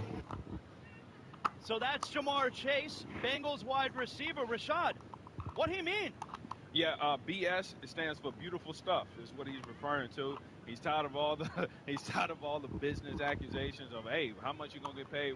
You're holding back the contract, the taxes, all the things that go into the fluff. The players just want to play football. It's what we're good at. It's what we're here to do. And now that that's all behind, he's saying, I'm happy because now maybe we can change that goose egg from a 0-3 this week. Do we believe him though? Is he just saying things, or do we believe him? I believe he's happy because he's paid and he knows he's great. But just keep in mind, if somebody decides if somebody asks you to the prom and they have to, if they're waiting for the answer versus if they tell you yes, you still feel weird going to the prom with that person. Why didn't you say yes right away? So it is going to be an odd situation coming off, and it's not clean in the locker room. However, he's one of the top 3 receivers in the NFL. So Burrow, let's go. Shedeur Sanders, you may know who he is, quarterback for the Colorado Buffalo. And here he was earlier this week, just really telling you where his mindset comes from. That comes from your parents, how you was raised. You know, like you don't have an option to fail. Like that's a non-negotiable. So it's like, you know, when people say what's your plan B, no, it's only football. That's the only plan there is. I don't have a trust fund. Dad ain't set me up good like that. But I'll make sure I set up my kids. You know what a trust fund is. All right, so that's Shedeur Sanders. He gave you a lot there. He told you, A, Coach Prime, Dad, did not set him up a trust fund, and B, that because his dad did not set him up one, I guess is he saying that that's helped him work harder? Rashawn, what do you mean? Yeah, listen, so I always tell everybody, and I tell kids this a lot. If you want to play professional sports, I understand that you have to get your education, but please know this in mind. Whatever it is that you're chasing, your plan B must be to accomplish plan A. You then, therefore, must have a plan C. So what he is saying is that all is on football. My daddy, yeah, he got paid. He got his own money, but he ain't giving it to me. He makes me bust my tail every day in, day out. That's why I'm the fourth on the most attempts in the season of passing. I'm fourth in yards. I am the second most sacked. However, despite that, I'm still up for a potential Heisman Trophy winner. So he's saying I'm here to play ball, and I don't care what anybody else has to say. I will tell you, Rashad, there's a small part of that does bother me, and I'll tell you what. I like the part where by, Dion not pampering his kids has allowed them to know they need to work hard themselves if they want to accomplish something. So I like that part. The part that I don't like hearing from him there is the whole, there's only football, there's no plan B. And that part I don't appreciate, because here's the thing. He's on a full scholarship to go play football at Colorado. Now, he's a part of the very small percentage of kids who are likely going to go pro. But everyone else who is not going to go pro, who was given that scholarship from the school, you are able to use that scholarship and get yourself a degree. Like, that is super valuable. When you hear from players who say, my family's so proud of me, I'm the first one from my family, I'm the first generation to go to college. It's not because they're the first one from their family to play football in college. It's because they're the first one from their family to have the opportunity to get a degree from college. So I don't think that football needs to be the only plan. You should take advantage of being allowed to earn yourself a degree and go to school for free, no? Yeah, absolutely. If you're athletic or not, listen, even if you don't care about sports, if you have a talent, listen, not everybody likes the job that they do. Zaz. Not everybody enjoys the job that they do. So what I'm saying to people who have talented kids, if they have the temperament and they can play a sport, push them to play that sport so they can go get that free education. And then you can parlay that into other things. But if you want to go to the NFL, there is no plan B other than to accomplish plan A. You can develop your plan C, and that is very important. You have to have a plan C, ladies and gentlemen. But if you want to make it to the league, you think you're going to be a 0.000% and you got backup plans that ain't to accomplish the first one, psych, it ain't going to happen. Now, when we talk about the way you want to parent, the attitude, and the way you want to afflict yourself in the media, those things, I completely disagree with a lot of addicts that I see from high-level players like themselves. However, the attitude to accomplish football first, that should be what it is. In order to accomplish football, Zaz, guess what you have to do? Take care of your grades. So it's just a Oh psyche yeah, of how he you look ran at it Sting. more so than anything else. One more for you here real quick. I got to know what he means. Here's Buffalo Bills quarterback Josh Allen on the Bills starting 3-0.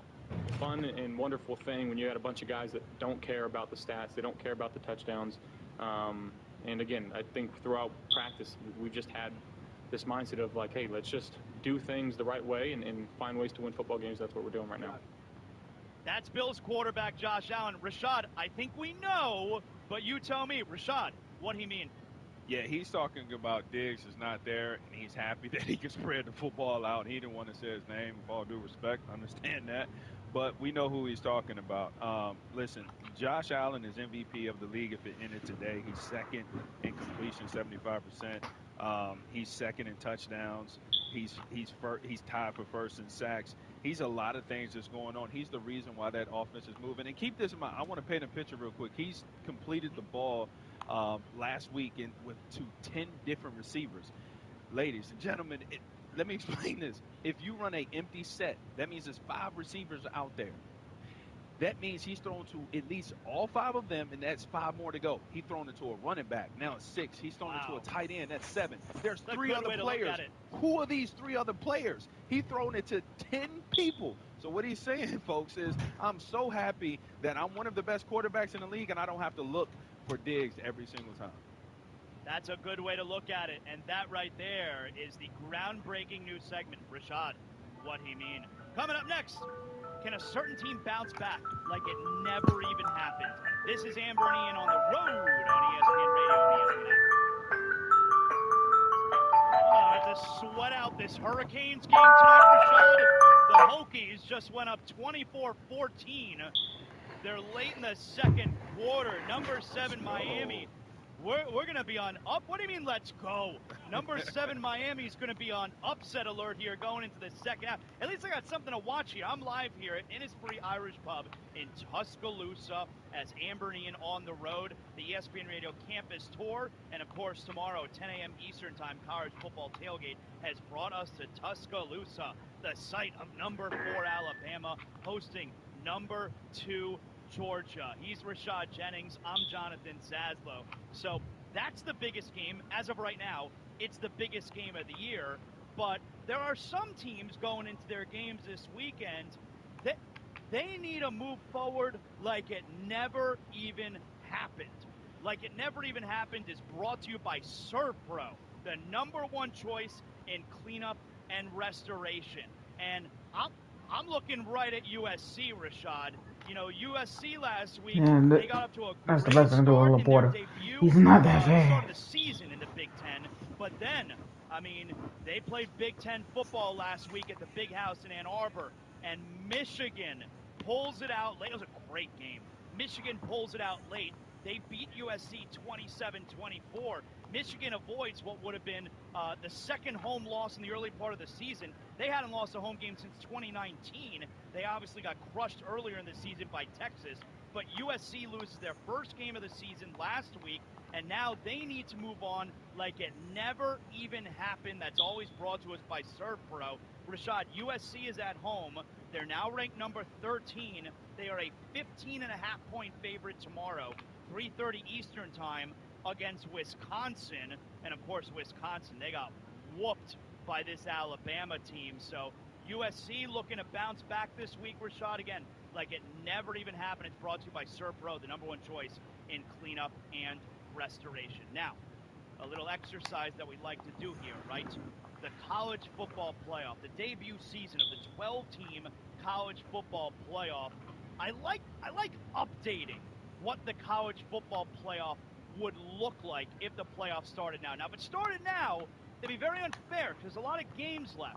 But let's take a look at what it would look like right now. Matter of fact, Cam, why don't you get us some college football music? Because anytime that the music is playing underneath us here, that means that we're very serious. This is very serious business. So let's do some music here, and we're going to go over what the college football playoff would look like if it started today. Let me hear it. Let's get to it. Come on. Rashad, you ready for this? Here's what, based on what the standings look like, here is what the college football playoff would look like if these were the final standings. So, for instance, the number 1 team in the country right now is Texas. So Texas gets the number 1 seed. They would then be the SEC champion. Number 2 for the college football playoff, and you stop me if I'm making it too confusing, would be 3rd-ranked Ohio State. They would be the Big Ten champion. They're the highest-ranked Big Ten team right now. Number 3, we got to keep an eye on this second half in Miami Gardens, but number 3 would be the ACC champion and the currently ranked number 7 Miami Hurricanes. And rounding out the top 4, which we all know get first-round byes, is Utah. Utah is the highest-ranked Big 12 team right now. They're ranked number 10 overall, but if they were to win the Big 12, they're going to get that 4 seed. So, Rashad, number 1, Texas, number 2, Ohio State, number 3, Miami, number 4, Utah, they all get byes. Now, starting at number 5, these are at-large bids and the highest-ranked group of 5 champion. They're going to fill out these final 8 spots. But 5 through 8, they're going to host a college football playoff game in the first round. So the number 5 seed right now would go to the number 2 ranked Georgia Bulldogs. Number 6 would be Alabama, who's currently ranked number 4. Number 7, Tennessee, who's currently ranked 5.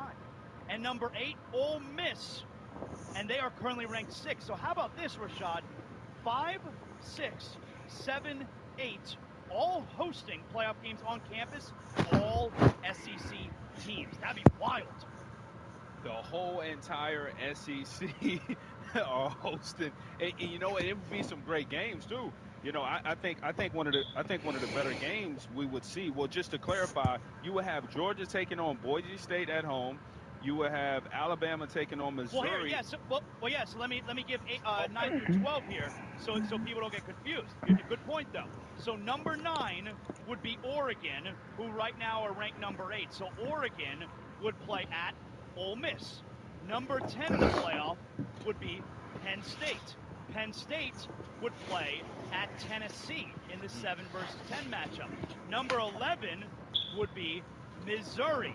Missouri would play at Alabama in the 6 versus 11. And the 12 seed automatic bid goes to the highest ranked group of 5 champion, which right now is the number 25 ranked Boise State. So Boise State jumps to number 12, which would kick out number 12 ranked Michigan, and Boise State would play at Georgia. So again, to recap, your college football playoff right now would look like number 1 Texas, number 2 Ohio State, 3 Miami, 4 Utah, 5 Georgia, 6 Alabama, 7 Tennessee, 8 Ole Miss, 9 Oregon, 10 Penn State, 11 Missouri, and number 12 Boise State would sneak in to the college football playoff. I like updating the college football playoff every week, so that's what it looks like right now. Coming up next, will the Dogs conquer the Tide, or will Bama keep it rolling? We're going to talk to a national champion about it next. This is Amber and Ian on the road. Okay, welcome back. We are live here in Tuscaloosa. This is Amber and Ian on the road. And, of course, news from Amber and Ian Nation. You can join us on the Dr. Pepper call line at 888-729-3776. That's 888-SAY-ESPN. This is Amber and Ian on the road. I'm Jonathan Zaslow, of course, and my pal, former NFL running back Rashad Jennings. And joining us now, Greg McElroy, ESPN college football analyst, and, of course, great Alabama quarterback, 2010 BCS national champion. Greg, always love having you on the show. Thanks for checking in with us. So I am live here tonight, your old neck of the woods. I'm here in Tuscaloosa. We got Georgia in town. What kind of atmosphere, Greg, am I expected to come across tomorrow with the whole tailgating scene? I've never been here before. Well, I hope you enjoy Tuscaloosa. I'll be meeting you there. I'm actually doing Kentucky and Ole Miss, and as soon as I get done, I'm heading to Tuscaloosa, clad in crimson and white. So I will be there in no time whatsoever. I'm not far behind you, but you're going to have an absolute blast. I think it's the epicenter of college football, not just tomorrow, but I think every Saturday. It's a hard place to beat, that's for sure. We take our football very seriously in the South, but I don't know if there's any way to take it more seriously in Tuscaloosa. Yeah, and Greg, man, this is a great game, big game. Obviously, it's going to be the probably most watched of college football games. This is a big one now. Bama has not been an underdog in regular season since 2015 one time. It's been a long time since they've been an underdog, and actually Bama has been the favorite 113 consecutive home games, and this is the first time in a very long time where they are the underdog. Do you think they're going to go in with a different type of dog and attitude, understanding that they are an underdog, or is that just not part of the culture to pay attention to? Well, I'm 36, and I was a freshman the last time Alabama was an underdog at home. So, yeah, it's been a while. In 2015. So, nearly half my life. In 2015, I was still in high school. It's pretty wild, and I think I was a sophomore in high school and had just broken up with my late ex-girlfriend. You know, these two teams, they know what they're getting. Like, when they show up tomorrow, they're going to see one of the few teams in the country that plays and has talent comparable to themselves. And that goes for Georgia, too. I mean, usually they show up and they have an advantage. Let's just be real. For Georgia and Bama, every time they show up, every time they step on the field, they have an advantage over the opposition. Now, there have been rare instances when that wasn't the case, but the beauty of playing a game like this as a competitor, and I think this is why you go to a place like Bama, you go to a place like Georgia, is to play against the best and to challenge yourselves against the best. And I think that while Yeah, you want to win the game. I think more than anything, you are just eager to test yourself against the very best that the sport has to offer. So I think that these are those games that you relish as a player at both Bama and Georgia and Ohio State and a few other programs that understand what it's like to play against competition like this. But it'll be special for those guys tomorrow, and the outcome will be sizable because it's really one of those where it's all about execution. People have asked me all week, like, what do you think it's going to go? How do you think it's going to go? And, I mean, it's one of those where it's like, well, it's not like one where, hey, this team's got to screw it up to lose the game, like they have that much of an advantage. So these teams, whoever plays better, whoever executes better, whoever has fewer mistakes, that's the one that's going to win because they match up so incredibly well. We got Greg McElroy, ESPN college football analyst, with us here on Amber and Ian on the road. We are live in Innisfree Irish Pub here. I am in Tuscaloosa for Alabama, Georgia tomorrow. Now, Greg, and of course, 2010 BCS national champion quarterback Greg McElroy. Greg, does Jalen Milroe have to be the best player on the field tomorrow for Alabama to win? No, I don't think so. I think Alabama and frankly Georgia for that matter, I mean, it's not ever about just one individual. In some scenarios, there's no way the you roster maybe isn't get quite as good, then yeah, you'd have to have a guy that plays hero ball. Like when A&M went to Tuscaloosa and won in 2012, their roster wasn't as good as Alabama's. But Johnny that day, Johnny Manziel, was able to elevate everyone else around him because of how otherworldly he played. So I don't think Milroe necessarily has to do that. I think the biggest thing for him is he's got to be efficient. He has to avoid third and longs, obvious passing situations. When you get in obvious passing situations against Georgia, they put their pass rushers on, and that's when it becomes really tough. I think it's also really important for them in the red zone to score touchdowns and not settle for field goals. So he's going to have to use his legs, I think, in the red zone, and I think they're going to have to be really aggressive when using him in the run game. And I think him running it on the perimeter is an advantage for Alabama. So that's another thing that he can do. And I think there's going to be, 5 or 6 throws in the game that are going to be down the field. And if he can hit half of those, you got to feel pretty good about their chances. So now that's asking a lot. Let's go. That I think need to be checked on the final throw. Really Gotta go. Things are going to go tomorrow. So yeah, I think that's the key. I don't think he necessarily has to be the best player on the field. He has to be, a distributor. He has to be efficient. He has to be mindful of situations. But as far as taking the game over, I mean, he has a good enough roster around him to where he doesn't have to do that. Just stay within the system, trust your teammates, and trust your defense, and don't put them in a disadvantaged situation. Yeah, and with that in mind, Jalen Milroe is almost about to be part of a record, right? So there's the most games with 2 passes, touchdowns, and 2 rushing touchdowns. That's been Johnny Manziel's #1 at 7, Tim Tebow 6 consecutive games with it, 6. Nick Fitzgerald 4th, Cam Newton 4th. And now Jalen is on his 3rd this season where he's had 2 pass touchdowns and 2 rushing touchdowns. Does he need to continue that to win this game? 2 pass touchdowns, 2 rush touchdowns. Well, I mean, I kind of already hinted at it, but yeah, I think that for them to feel real comfortable about their offensive performance, I think you need at least 28. Just knowing how good the offense is on the other side, you're going to have to score. But at the same time, I think the big thing for Bama, I mean, the backs are excellent, right? I mean, so whether Jalen runs it in or Justice or Jam runs it in, I'm not sure it really matters. I think they do have to have 2 on the ground because if you get one-dimensional against Georgia, it's going to be a real challenge. I mean, you have to be able to you just have to create balance. I mean, when you're one-dimensional and they know what you're going to do, a la 3rd and long, they know you're going to drop back and throw it, like, you're dead. You have to keep them off balance. So in obvious run situations, that's when you throw it. In obvious pass situations, that's when you run it. They're just that good and that specialized. So when they substitute and they put their small, fast guys in to rush the passer, that's when you pound them with run game.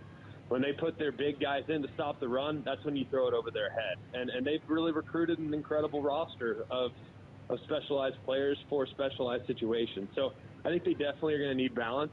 Whether Jalen can keep up his streak of 2-2, I'm not sure that is as important, but I know that Alabama is going to have to create balance offensively to feel real good about their offensive production. Former Alabama quarterback, current ESPN college football analyst Greg McElroy joining us here on Amber and Ian on the Road. Rashad Jennings, I'm Jonathan Zaslow, live here at Innisfree Irish Pub in Tuscaloosa, right down the road from Bryant-Denny Stadium, where tomorrow we have Alabama and Georgia. One more for you here, Greg. It's been a big topic of conversation this entire week. Which coach, Kirby Smart or Kalen DeBoer, has more pressure on them to win this game? Give me your thoughts there. Well, if I can kind of, here's the thing. There's going to be an intense and immediate reaction to how great the winner is and how bad the loser is. That's the way big games are. So there will be a strong reaction in the 24 hours after the final whistle blows. But in reality, in the 12-team playoff now with an expanded field, I don't think the pressure on each coach is as high as it's been in the past, just because you actually have a chance now. Like, you can lose this game and still very much have a chance not just to get to the college football playoff, but you have a chance even to get to the SEC championship. I mean, that can still happen. Now, you never want to lose it because of the momentum, and you never want to lose it because of the perception. But I would say the pressure's a little lower than it's been in the past. But with all that being said, I do think there's a little bit more pressure on Kirby Smart. And part of the reason why I think that is because Kirby has not fared great against Bama. Granted, I know that people point to the 1-5. I would argue that the roster that Kirby had when he first got to Athens was not comparable to that of the team that he was lining up against. So people will point to, the 2017 game, the 2018 game, and the other games that they've played against each other. And I would say that Bama had the more superior roster. Now, at 21, that wasn't the case, and Kirby still lost. So I do think that there is a slight edge from a mental standpoint on Alabama's side. But people could point to with, around the Georgia program, say, well, Kirby had a Saban problem. He didn't have a Bama problem. He just had a Saban problem. Well, right. Now Coach Saban's retired, and in comes Kalen DeBoer, and Kirby's first opportunity to play against Kalen DeBoer, he comes up short. I think that will be probably have a pretty harsh reaction around the Georgia program. So whether it's fair or unfair, I think that's just reality. So then it goes from being a Saban problem to being a Bama problem. And now, even under new leadership, the narrative is, well, Kirby couldn't beat Saban. Now he struggled against DeBoer in their only opportunity. I think it's low-hanging fruit, but it is, I think, a reaction that people will have on Sunday regardless of the outcome of the game. You're right. I think you're spot on. Fair or not fair, it's going to be very heavy reaction. Greg McElroy, 2010 BCS National Champion, Alabama quarterback. Always great having you on the show. Thanks for hanging out with us, Greg, and have safe travels here this weekend. I appreciate you guys. Y'all enjoy Tuscaloosa. Of course, Amber and Ian on the road. ESPN Radio is presented by Progressive Insurance. Alongside Rashad Jennings, I'm Jonathan Zaslow. We're coming at you live from Innisfree Irish Pub, which Rashad has been slammed since an hour before we went on. And you got to remember, that's 6 p.m. Central Time. I don't know if you understand the way time zones work. We're behind you, okay? So we're talking around 5 p.m. here. It's been slammed at Innisfree Irish Pub. Coming up next, which players are going to have a monster Saturday? This is Amber and Ian on the road on ESPN Radio and the ESPN app. Live here at Innisfree Irish Pub in Tuscaloosa, Alabama. This is Amber and Ian on the road. He's Rashad Jennings. I'm Jonathan Zaslow. We are presented by Progressive Insurance. Third quarter underway in Miami Gardens. The number 7 Miami Hurricanes trail Virginia Tech 24-17, and Virginia Tech is moving the football. So there's a major upset alert. Well, how about them Hokies, all right? They're ruin my weekend here, the Canes. Come on now. So that's going to be upset alert this entire second half. Hey, Are you ready to take it to the next level? Unleash the beast this college tailgate season with Monster Energy. Tear into a can of the meanest energy drink on the planet.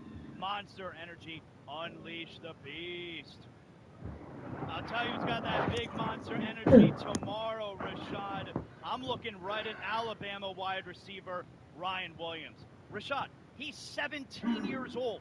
17 years old, Ryan Williams. He has a touchdown in every game so far. I understand it's only 3 games, but one of those 3 was, on the road, big-time atmosphere at Wisconsin. So for me, Monster Energy player to watch tomorrow, wide receiver Ryan Williams. He's fantastic. Who are you looking at? Man, I'm looking around. Obviously, I'm keeping up with Genty. I still think he's the best running back in college football, but somebody I'm really going to keep eyes on. I'm going to see if Travis Hunter can continue to dominate as he is. I think he's I think he's a Heisman candidate, and he's overlooked. He's had 100 receiving yards in each of the 4 games, averaging 118 yards per game. And don't forget, he's played 92% of all snaps that's been snapped from Colorado, as along with the big-time play, giving them the go-ahead win out there in Colorado. So I'm keeping my eye on Hunter, because if he continues to do what he does on both sides of the ball and is not in the conversation for Heisman, I am still going to say they need to change the name of the trophy to the best quarterback in college football. There you go. So you're keeping an eye on Travis Hunter. I am keeping an eye on Ryan Williams. Those are our big Monster Energy players to watch. Now let's take a look ahead to the top college football matchups this weekend. Brought to us by Johnsonville, reminding you to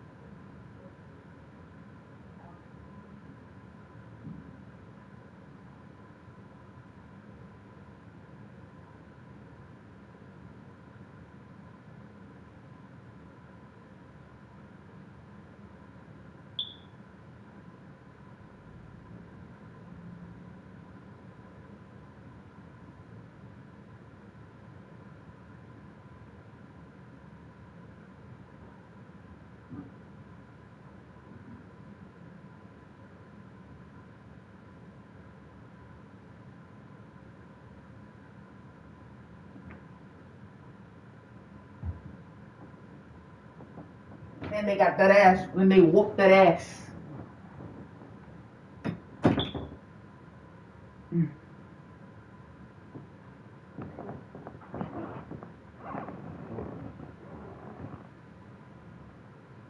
I don't know why it keeps turning off my Spotify. Stop doing that.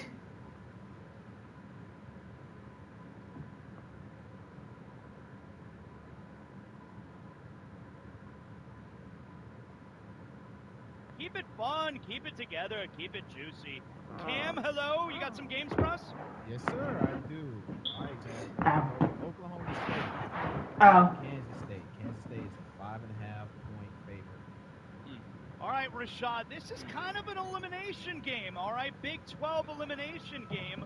Oklahoma State at Kansas State tomorrow in Manhattan. Kansas State is a 5.5-point favorite. I like the home team here. Like I said, this is an elimination type game here between Iowa State and you still have Kansas kind of lurking. One of these teams, they're probably going to be done with a loss after tomorrow. I like Oklahoma State winning by 2 touchdowns, man. I think this team is different. I really do. I watched that entire game last week. Oklahoma State is the truth. They can play ball. They're physical. They got a lot of talent all over the place, and they're going to play with an attitude. I see Oklahoma State winning this game. What you got next, Cam? All right. I want to know if this is right. Louisville or Louisville? Louisville, the right way. Louisville. Okay, that's how I pronounce it. Number 15, Louisville. At number 16, Notre Dame is a 7-point favorite. I got Notre Dame. Got Notre Dame taking this one. I still think Notre Dame got a chance to slip in the playoffs in supplementary of Boise State or Liberty University, one of those teams. So if this is a must back against the wall for them, they know it. It's a tough opponent, but Notre Dame wins. Yeah, this is 100% a must-win game for Notre Dame. Matter of fact, the rest of the games on their schedule are must-win. They're allowed to lose a game even with a weak schedule, but the fact that it came against Northern Illinois, it doesn't matter now that it's number 15 Louisville you're playing. You have to win the rest of your games now, and I got Notre Dame. What else? All right, one of our teams on Like It Never Happened, Wisconsin, unranked Wisconsin, at number 13, USC. USC is a 15-point favorite. Yeah, I like USC bouncing back like it never even happened. Sir Pro, that's right. USC, I mean, they played a great game last week against Michigan. Michigan pulled it out. USC is a 15-point favorite. That's a lot of points, all right? But I like this USC team. I think they've had a terrific start to the season. Lincoln Riley, Miller Moss. I like USC here, Rashad. Yeah, I love calling upsets when I see it. I don't see it. I think USC takes care of home, so I got to stick with USC. All right, one of college football's favorite teams, Colorado. Shadir Sanders is at UCF. UCF is a 14-point favorite. They got boat race by 20. Colorado takes care of business here. Hunter again averaging 118. Just think, 118 receiving yards a game, and he's probably going to the NFL playing DB. This dude is crazy. I don't understand how he's not getting talked about more. I don't care what level of talent. I don't care about none of that mess. Colorado definitely should take care of business right here. All right, I'm going with UCF. You know about that bounce house? They get rowdy there at UCF. And by the way, I'm not sure if you're aware, I did graduate University of Florida. I started my collegiate career at UCF. All right, I got ties there. UCF, no one runs the football like them. Crazy offense. I think UCF run the score up on Colorado. How about that? You got one more for us, Cam? Yep. Zaz, my number 2 Georgia Bulldogs is at number 4 Alabama. My Bulldogs are a 1-point favorite. I don't know why you're wasting everybody's time here, Cam. I already told you. I make my pick. Georgia and Alabama. Everybody knows the feature event. It's at the end of college football tailgate, which is tomorrow. All right, 10 a.m. to 1 p.m. Eastern time, live in the Airstream studio right outside Bryant-Denny Stadium. Rashad, you can give your pick here if you want, or you can wait till tomorrow. I don't really care. That's up to you. But I'm tired of being asked who I'm picking. I'm picking tomorrow at the end of the show, Rashad. I hear you, man. And, pound for pound, Bama should win. But I'm rooting for Georgia, so I'm going with my heart instead of what I think. And I want the Bulldogs to pull this out. Don't ask me again. Cam, shame on you. And Rashad, don't ask me when we get connected tomorrow either. It's at the end of the show. for the first time. He really did.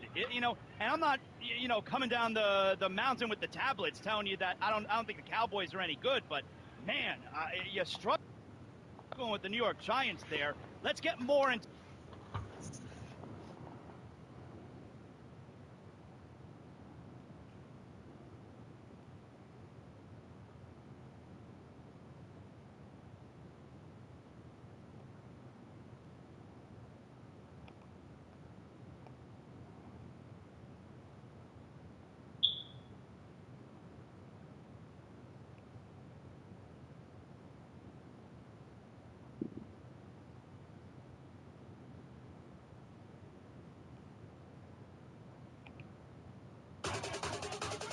You're listening to DraftKings Network.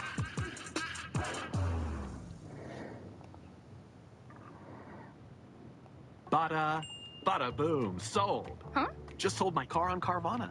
Dropping it off and getting paid today. Already? What, you still haven't sold yours? You told me about it months ago. Is the offer good? Oh, the offer's great. Don't have another car yet? I could trade it in for this car I love. Come on, what are we waiting for? You're right. Let's go. Whether you're looking to sell your car right now or just whenever feels right, go to Carvana.com and sell your car the convenient way. Terms and conditions apply. Now's a good time to remember where the story of tequila started. In 1795, the first tequila distillery was opened by the Cuervo family. And 229 years later, Cuervo is still going strong. Family owned from the start, same family, same land. Now's a good time to enjoy Cuervo, the tequila that invented tequila. Go to Cuervo.com to shop tequila or visit a store near you. Cuervo, now's a good time. Trademarks owned by Becle, SAB the CV. Copyright 2024. Proximo. Jersey City, New Jersey. Please drink responsibly. Shadow Show. Shadow Show. Shadow Show. Shadow Show. Shadow Show. Shadow Show. Shadow Show. Shadow in it. I fear that I've made a couple of really terrible decisions. I see Billy limp in here after God Bless Football, and he looks a little bit tired. Stugatz looks a little bit tired, but I don't think either of them are as tired as I am. I have just landed on a red eye from California.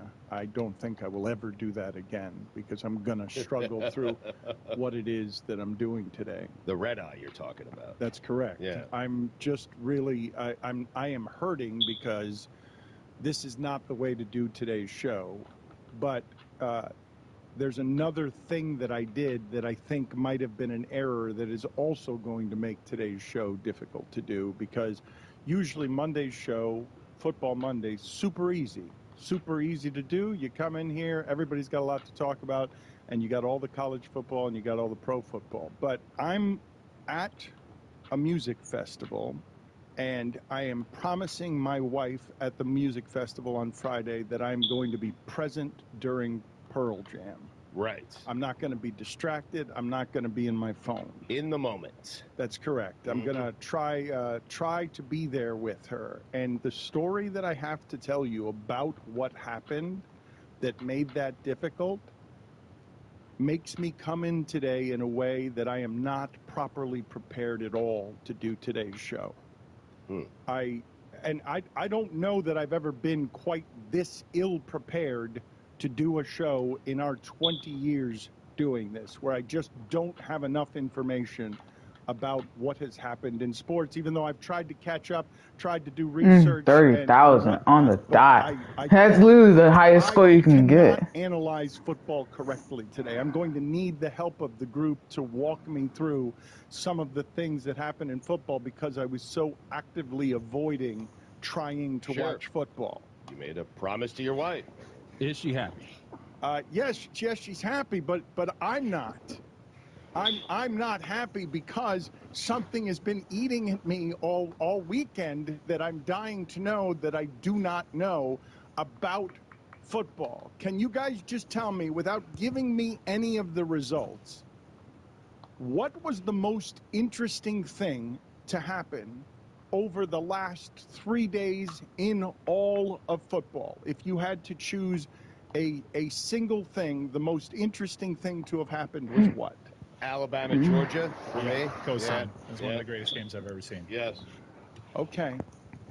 because I fear that what is going to happen today might leave me embarrassed. Okay? You didn't watch the Packers-Vikings? I caught Jordan Love, 389 yards and a loss. Wow. That was a big one. Career high, 4 touchdowns. Yeah. But the 3 INTs, a little worrisome. Cost him. Well, I saw a lot of people talking about Brian Flores, that Brian Flores is now great again. He's good. He is good. He is really good. Yeah. Sam Darnold's really good. Yep. Patrick Mahomes had one of the worst sequences you'd ever see out of a starting quarterback. 4-0. It was a disastrous sequence. More on that in a moment. Yeah. You don't know about that? I don't know about the disaster. It was, I mean, wow. You could hypothetically put out a scenario and say, like, this is about as bad as a play could go. And I don't think you'd come up with what actually happened. It's questionable decision-making. I'd rather watch Pearl Jam than Patrick Mahomes. This is the Dan Levator Show with the Stugatz Podcast. Today's a little bit of a lackluster Stay game. tuned because you'll hear more about DraftKings and all it has to offer. Disappointed we lost again to Josh I have something Allen. shocking, Dan. I don't mean to cut you off before you've even started. That happened to me yesterday that I didn't realize happened, and I think it happened to me on more than one occasion. I got up and I paused Red Zone, and then I came back and I unpaused Red Zone, and I didn't realize until like 4:30 that I was watching Red Zone 30 minutes behind everyone else. So I'm having actual conversations with people about things that happened half an hour before, and they thought that I was crazy. And then I got to a point where I actually apologized to someone, and I was like, oh, I didn't realize. I thought it was 3:30, not 4:15. I'm so behind on what's happening right now. Okay, this is funny. That's happened to me before. But here's the thing. Once I realized, I didn't even correct it. I'm like, we're committed. Like, we're going to ride this out because what difference does it make? In my world right now, this is where we are on Red Zone, and I don't have to catch up to everyone else so that I can just enjoy Red Zone at my pace. There is something, though, about keeping up with things in the modern age that when you fall 30 minutes behind, you feel like you're forever behind. On very few things do we watch this way, that you have to watch it live so that you can interact with your community of people as it's happening, which brings me to why it is that I'm ill-prepared for today's show, Stugatz, because I'm not 30 minutes behind. I'm 3 days behind. Oh, and wow. And I feel lost at sea, like totally untethered from And the Bills won This again. is what happened to me on Friday night. Valerie doesn't like football. She doesn't like that every time she's walking past the television, somebody is on the floor or being taken off the field, and then they just move on to the next thing, and she just doesn't like the violence of it. But she also doesn't understand why it is when we have to go somewhere and it's the 2-minute warning, and I'm like, just hold on a second, hon. We'll get out the door in a second. And those 2 minutes are football minutes. They take a long time. They're not actually 2 minutes. Right. They're actually like 25 minutes in real time.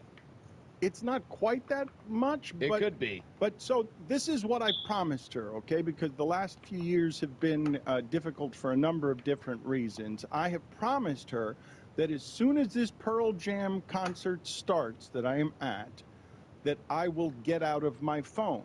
Okay, and I'm watching on my phone. I'm not watching television. I'm watching the University of Miami, Virginia Tech game on the Gamecast, okay? So all I've got, I don't have video.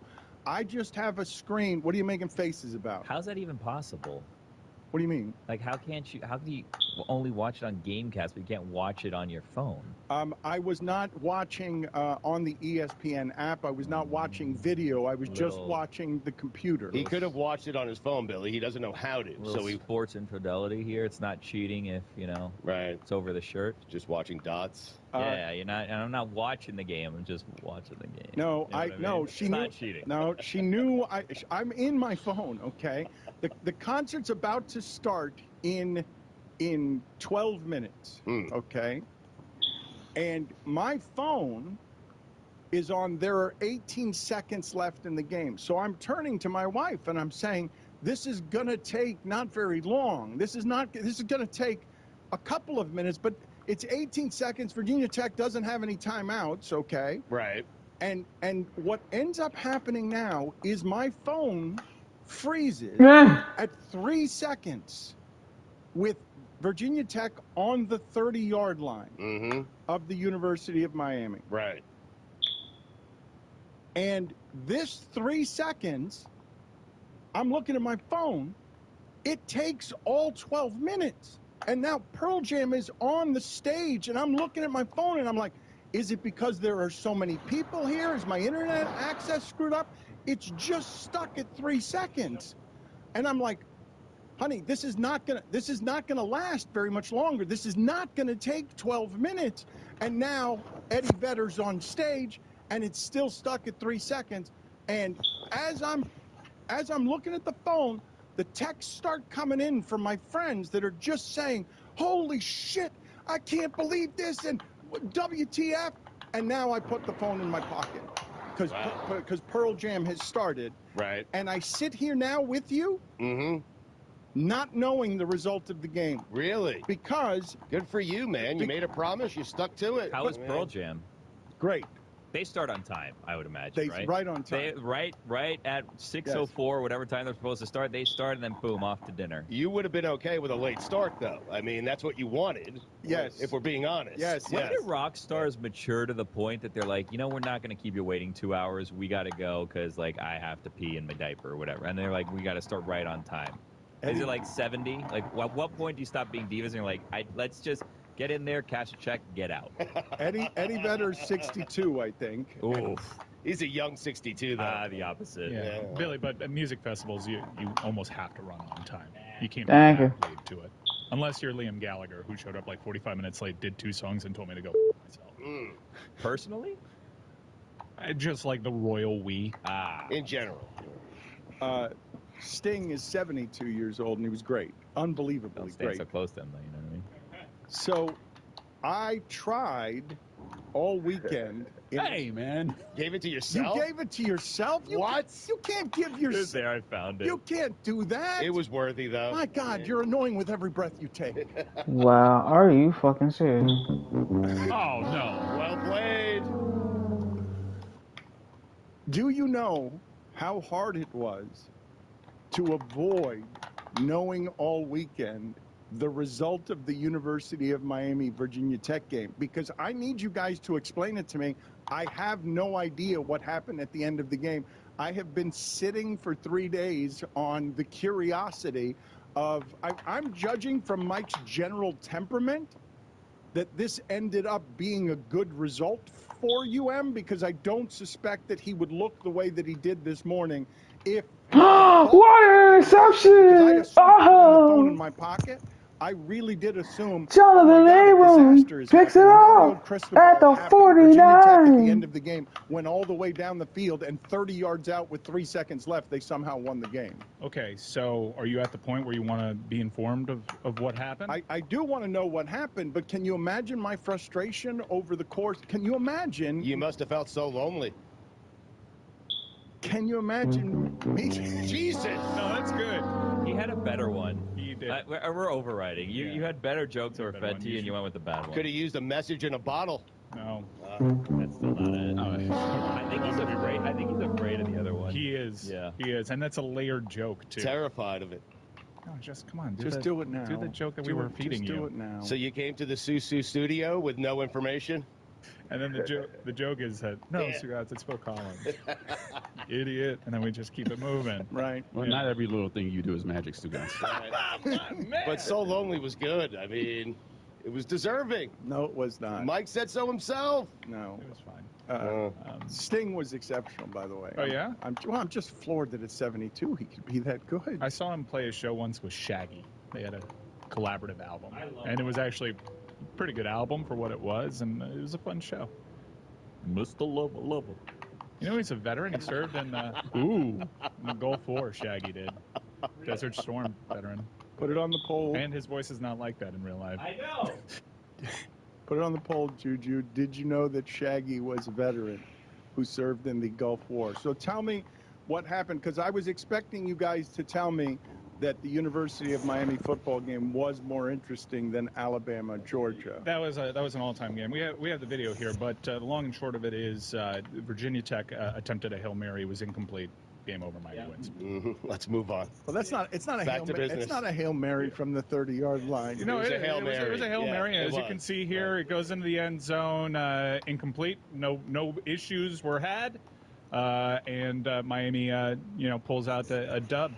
It was fine. Yep. Nothing really to write home about. Interception, maybe. We've seen this end to a game countless times. A ball gets thrown into the end zone and it's incomplete on a Hail Mary attempt, and you give credit to Virginia Tech. They play like their season was on the line. It was a hard-fought victory for Miami. Oh, Virginia Tech celebrating.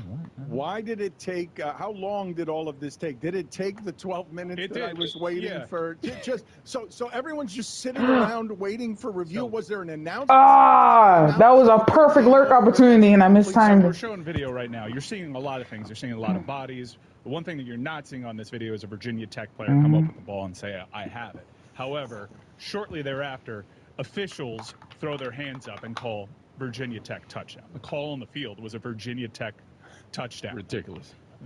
They called Virginia Tech touchdown on the field. Right. So, yeah, everyone's shitting bricks. Then we go to the replay, and it's a mass of humanity. Honestly, it's probably overthought. There's 3 guys fighting over a bouncing ball. All 3 guys are out of bounds. This is not a play. There is a brief moment, if you take a still, where it looks like a Virginia Tech player has the ball in his hands, but the ball comes loose and it touches an out-of-bounds player, thus making it an out-of-bounds play. The ball is dead. It's pretty simple, really, when you think about it. There was a loose ball touched by a player out of bounds. That's incomplete. But everyone had problems, and notice, the main argument from a lot of folks isn't he caught the ball. It's there's not enough there to overturn the call on the field, which is, a standard inside the ACC that is questionable at best. But, Virginia Tech, I understand. That was a difficult loss and a difficult call to not go your way. That's a call that hasn't gone Miami's way in the past, last year specifically with the Georgia Tech game, where the call on the field was fumble, even though everyone saw Don Chaney's elbow down and it still stayed a fumble. Oh, no. We're going back 2 years? No, that was last year. That wasn't a fumble either? The Don Chaney one against Georgia Tech where Mario didn't kneel? It was very clearly not a fumble, but... Careful. We're sliding out of your back-to-work character. No, we're going back to work, though. College Game Day is going to Berkeley, and the Miami Hurricanes are going to be featured on the College Game Day game of the week for a 10:30 p.m. Eastern start. We're back to work. I'm looking at the Wow, so it's Cal, Miami, and they're in Berkeley this week. Why are they in Cal, Berkeley? To overturn that call. University of California has been relevant since Jared Goff and Aaron Rodgers were there. They did not. It took What about the 50 minutes. You watched the exact same 2 angles over and over again, and then you saw that they showed the ACC replay headquarters. It's a ragtag bunch up there, man. It's Al Riveron. Yeah. Al Riveron's 2 people in there, and then you could see them scrambling, oh my gosh, what do we do here? They call over a manager who comes in out of nowhere, and they're just, the longer it took, the more you realize, ACC is going to make sure their ACC team remains undefeated here, and they're looking for anything they can find here because it took forever to come with that decision. Again, a totally ridiculous notion, as Miami was undefeated last year when the Georgia Tech shit went all sideways. Look, if you want to argue there isn't enough to overturn the call on the field, which was an absurd call. You can watch that a million times. The one thing that you don't see in any of those replays is a Virginia Tech player catching the ball. That's the one thing that you don't see. So it just flatly wasn't a catch, but everyone just applies a standard of, but they called it incorrectly on the field, so I guess you have to keep it. He didn't catch the ball. The ball was bouncing everywhere, and it was being touched by guys that are out of bounds. It's a dead ball, game over. I understand why you're burned by that, especially if you're Virginia Tech, who played their tails off.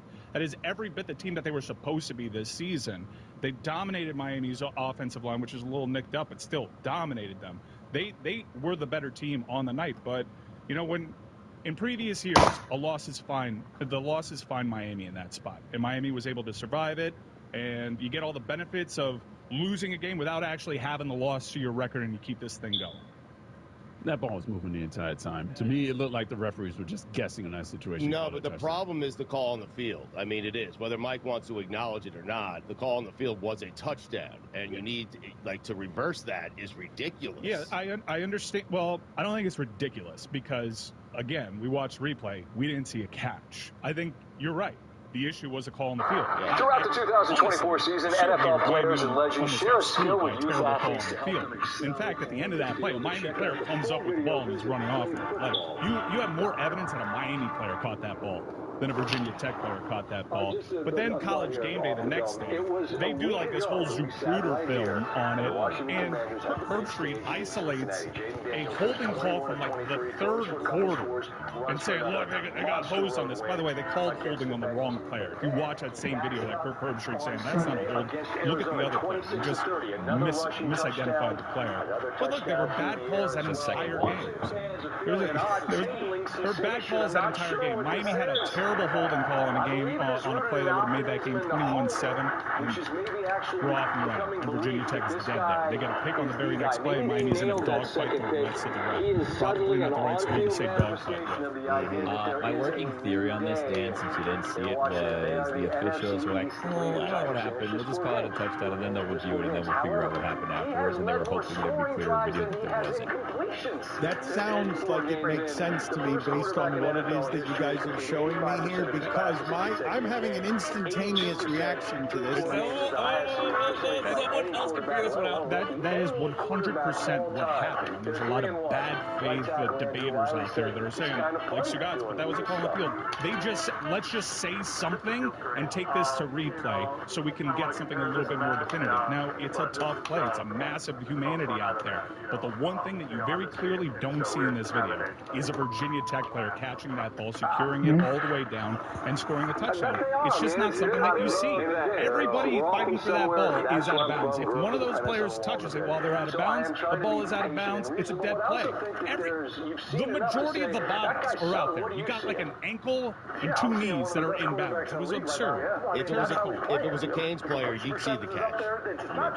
That's fair. You'd figure out a way to see the catch. I think I've been fair, guys. Like, being fair. Brent Pry lost Virginia Tech that game. He did. There was a terrible field goal. When you get a chance to put up points, you put up points. Yeah, we're getting well said. Also, not enough is being said about how bad those polos are. That Hokie is horrific. I don't know how they approved it.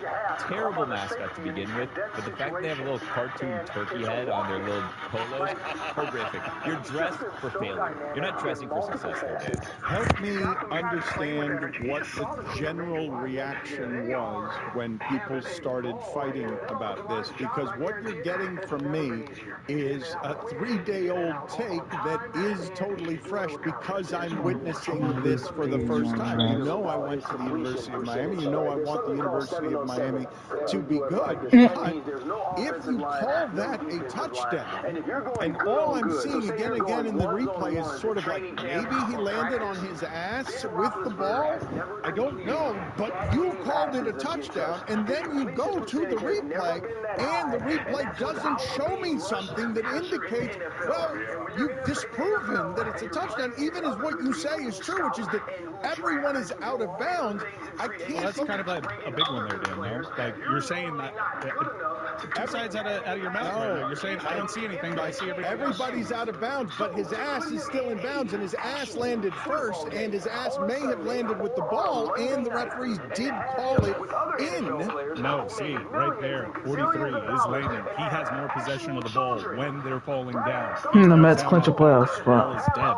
I understand this was a debate, this was a hot topic, and very clearly people wanted Miami to lose that game, and everybody applies a standard of, oh, the call on the field. It was a bad call on the field that they didn't call until like 20 seconds after that sequence. But it was the call on the field. Dan is right. It wasn't the call on the field.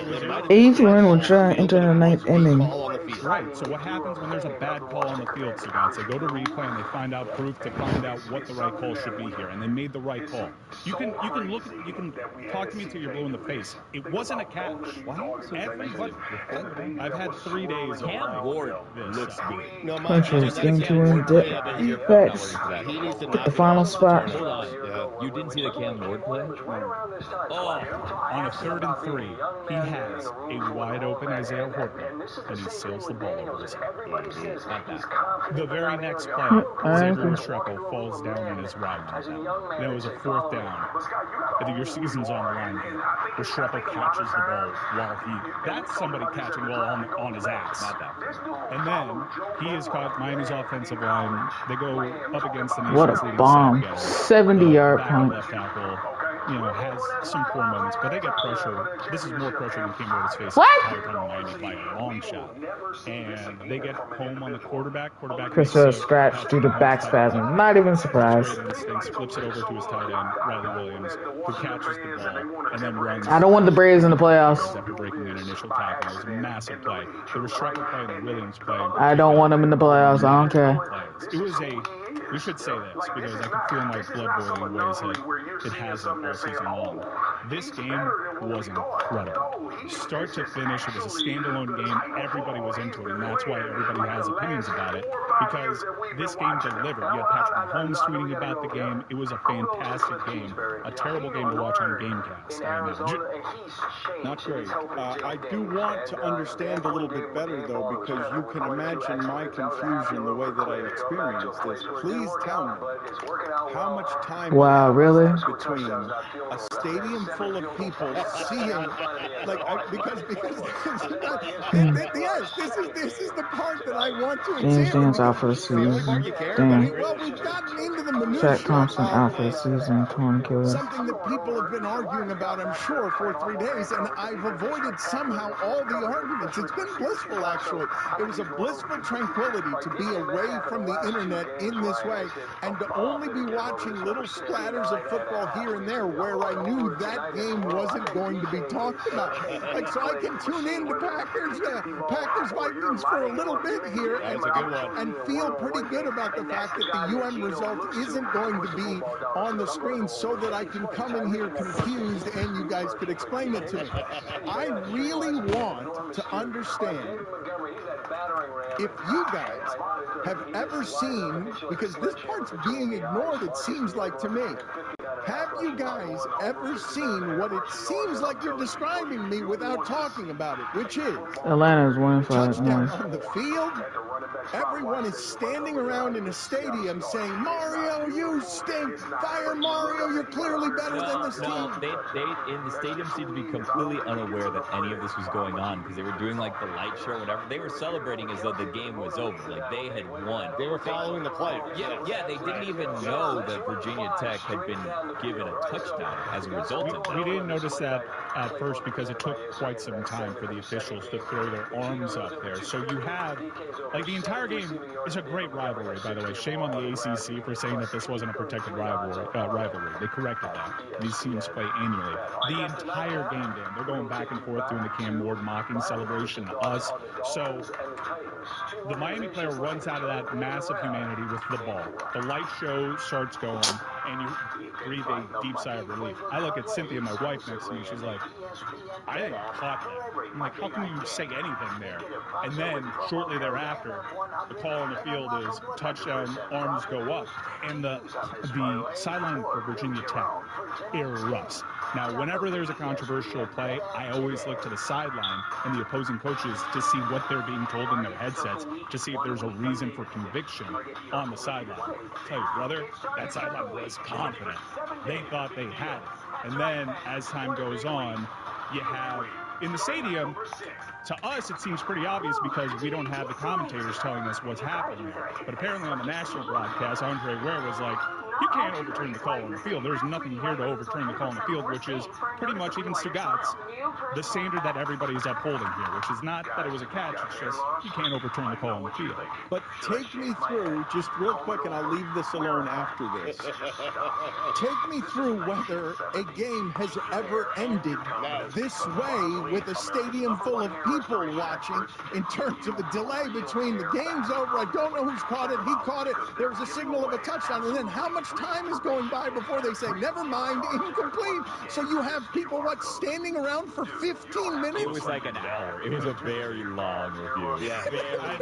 Took forever. It was an eternity. So wait a minute, you're telling me that this ended. So when I put my phone in my pocket to be present with my wife, you're telling me what I've missed is a game that has ended in a way that no game has ever All right, so 57 yards in the first quarter. In the era of instant replay. That's what you guys are just blowing past? That what I put in my back pocket is an ending like none other in the history of sports. There was a band on the field at one time. Remember that one? There was a band on the field, and the University of Miami also lost the national championship with fireworks in the Gratterson, what a play! It wasn't 20 minutes. It wasn't 20 minutes with a stadium full of people just waiting around for a touchdown that wasn't a touchdown to be called an incompletion. Guaranteed Pearl Jam had a concert the same day as the band on the field. Hey folks, it's Mike Ryan, and as you know, it is football season. We all love it. We like going to the games too. Well, if you like going to the games like I do, if you like traveling for football games, I had to throw it along, there's no one else. Do yourself a favor and download the Game Time app.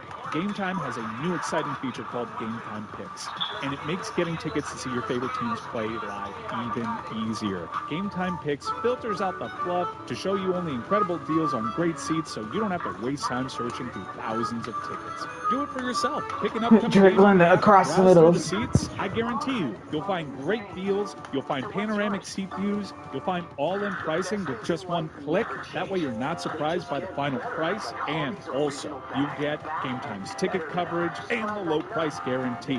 Take the guesswork out of buying tickets with Game Time. Download the Game Time app, create an account, and use code Dan for $20 off your first purchase. Terms apply. Again, create an account and redeem code DAN for $20 off. Download Game Time today. What time is it? Game Time. Dan Le Batard. We didn't get to your guys' against the spread. You're right. I don't have it against the spread because I wasn't prepared for this segment. You need an Ian in your life. You have actively played defense against me today in a way that has rarely been this undercut. Stugatz. Defense wins championships, baby. That's show business. This is the Dan Le Batard Show with the Stugatz. Captain Jalen Phillips, an active fundraiser as part of the Dolphins Cancer Challenge program. It's part of the Foundation. This segment has a great deal of potential to be exceptional or potential to be a total catastrophe. Yes.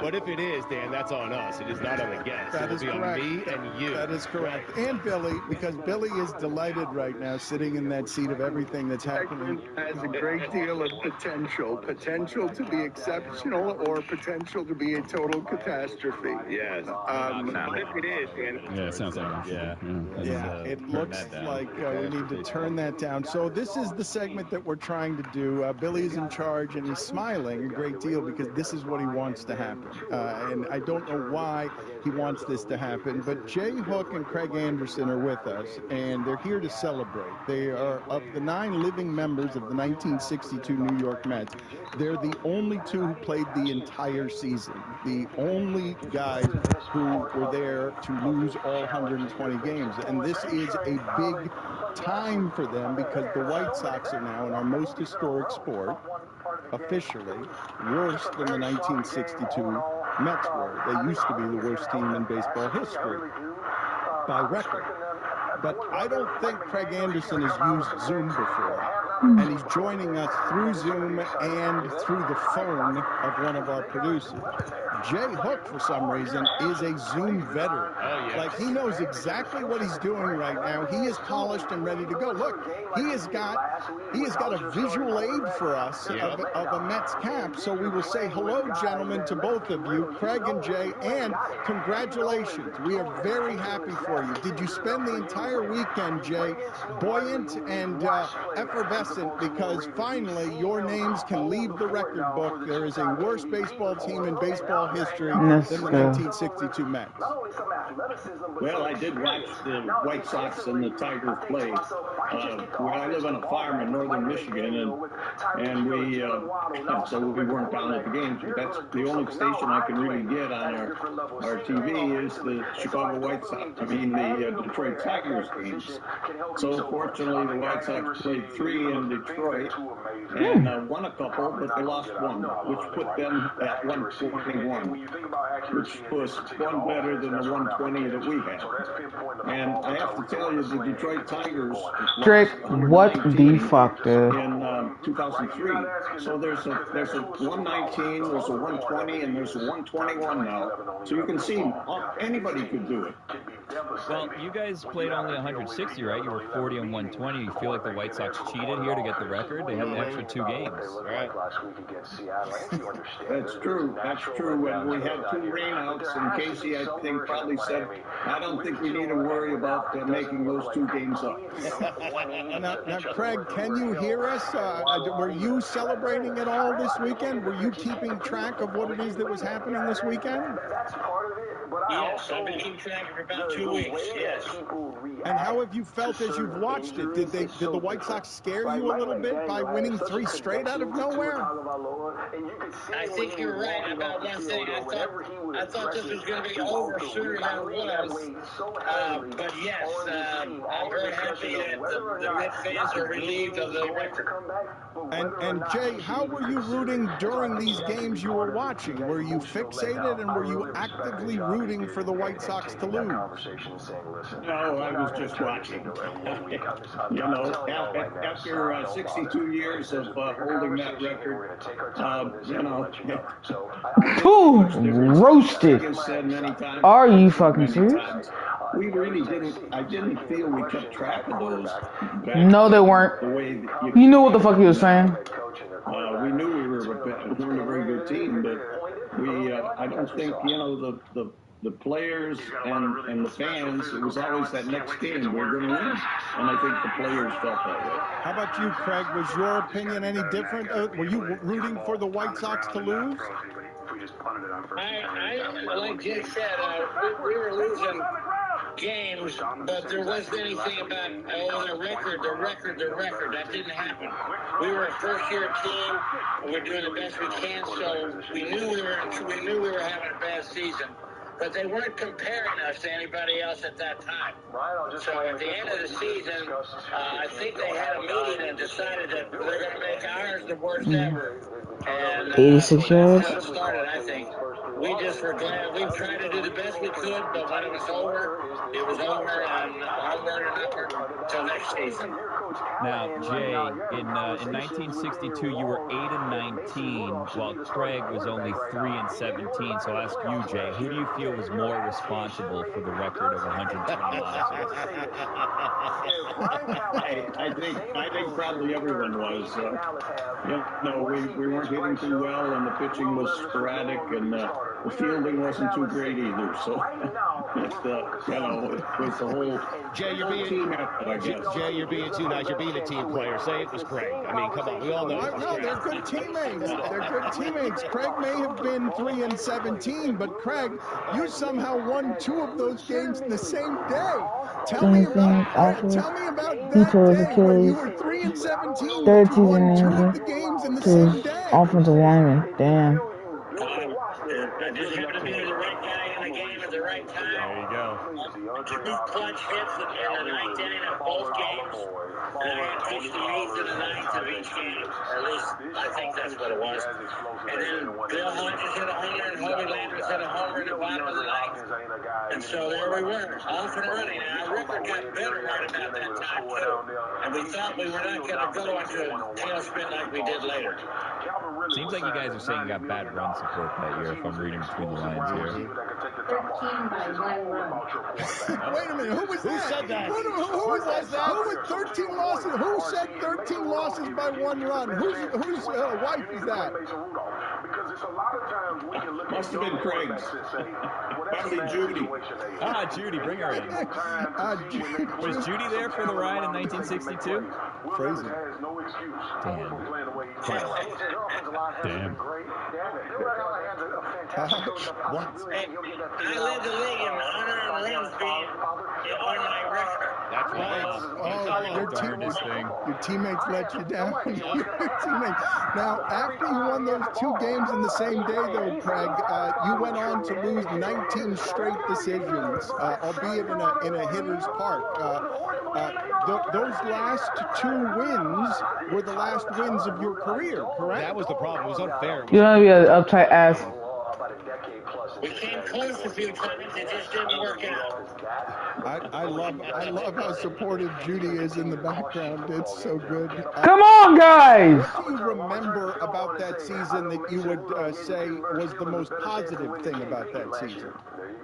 Well, in 2003, the Tigers were losing a lot of games, and the LA Times asked me to write an op-ed piece for their paper.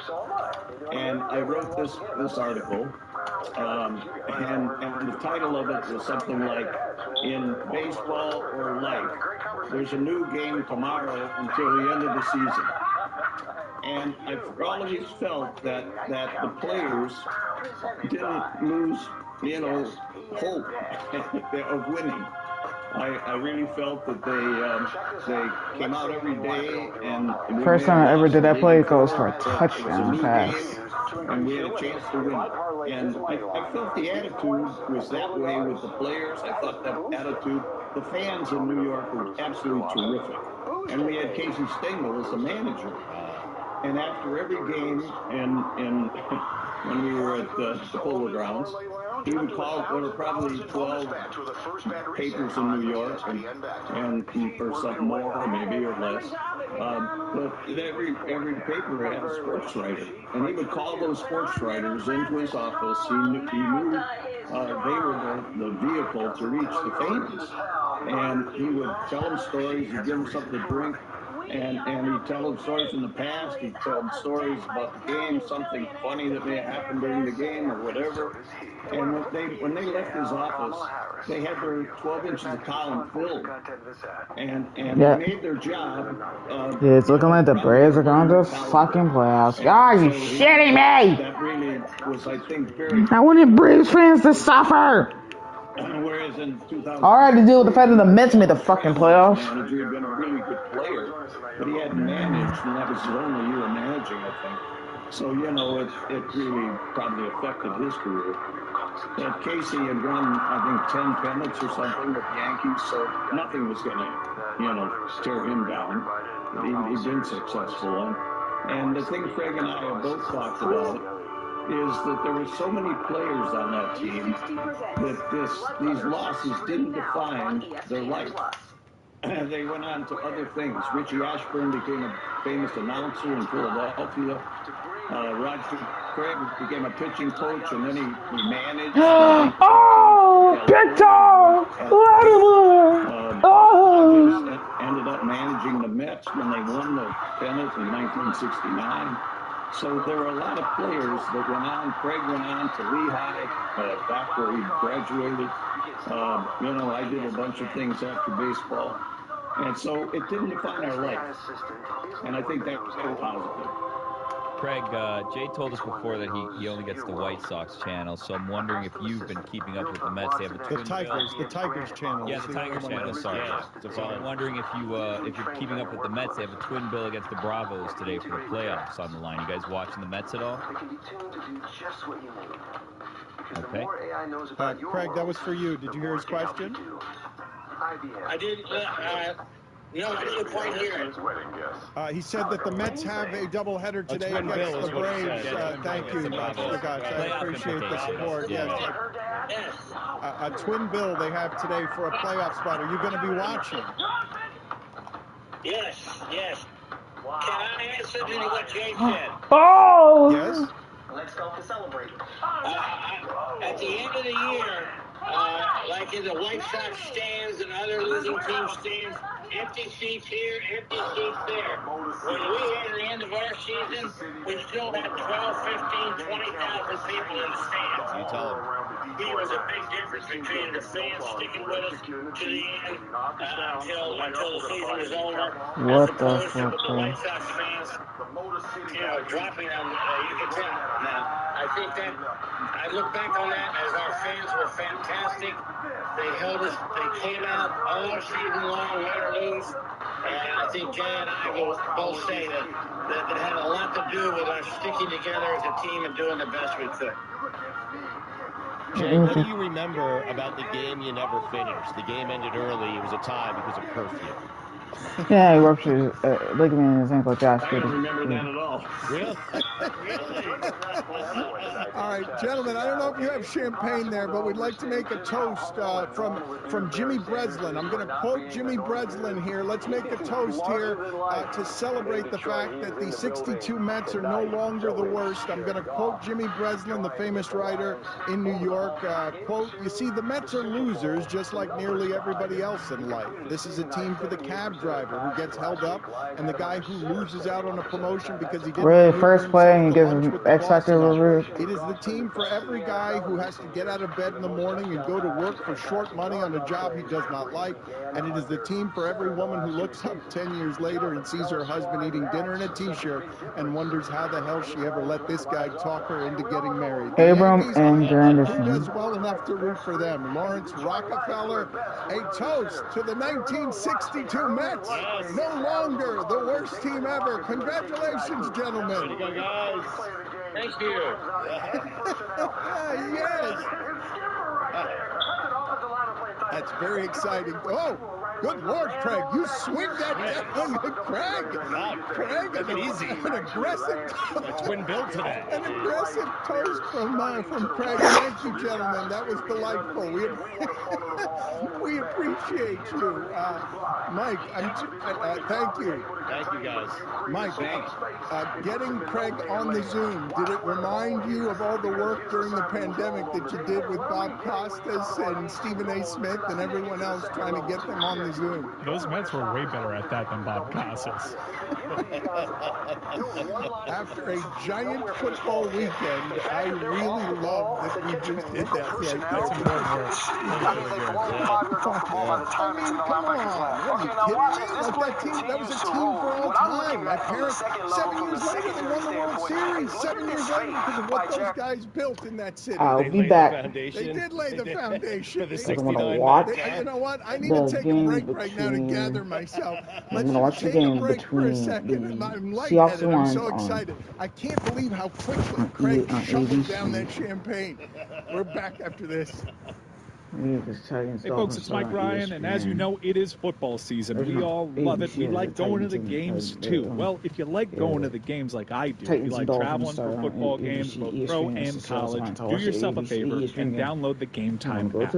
Game Time has a new exciting feature called Game Time Picks, and it makes getting tickets to see your favorite teams play live even easier. Game Time Picks filters out the fluff to show you only incredible deals on great seats so you don't have to waste time searching through thousands of tickets. Do it for yourself. Pick an upcoming game on the app, browse through the seats. I guarantee you'll find great deals. You'll find panoramic seat views. You'll find all-in pricing with just one click. That way you're not surprised by the final price. And also, you get Game Time's ticket coverage and the low price guarantee. Take the guesswork out of buying tickets with Game Time. Download the Game Time app, create an account, and use code DAN for $20 off your first purchase. Terms apply. Again, create an account and redeem code DAN for $20 off. Download Game Time today. What time is it? Game time. NFL on Westwood One is sponsored by Now is a good time to remember where the story of tequila started. In 1795, the first tequila distillery was opened by the Cuervo family. And 229 years later, Cuervo is still going strong. Family owned from the start, same family, same land. Now's a good time to enjoy Cuervo. Wait, the tequila is that this game invented on tequila. TuneIn? Go to Cuervo.com to shop tequila or visit a store near you. Cuervo, now's a good time. Trademarks owned by Becle, SAB, the CV. Copyright 2024. Proximo. Jersey City, New Jersey. Please drink responsibly. Westwood One Sports. You're listening to DraftKings Network.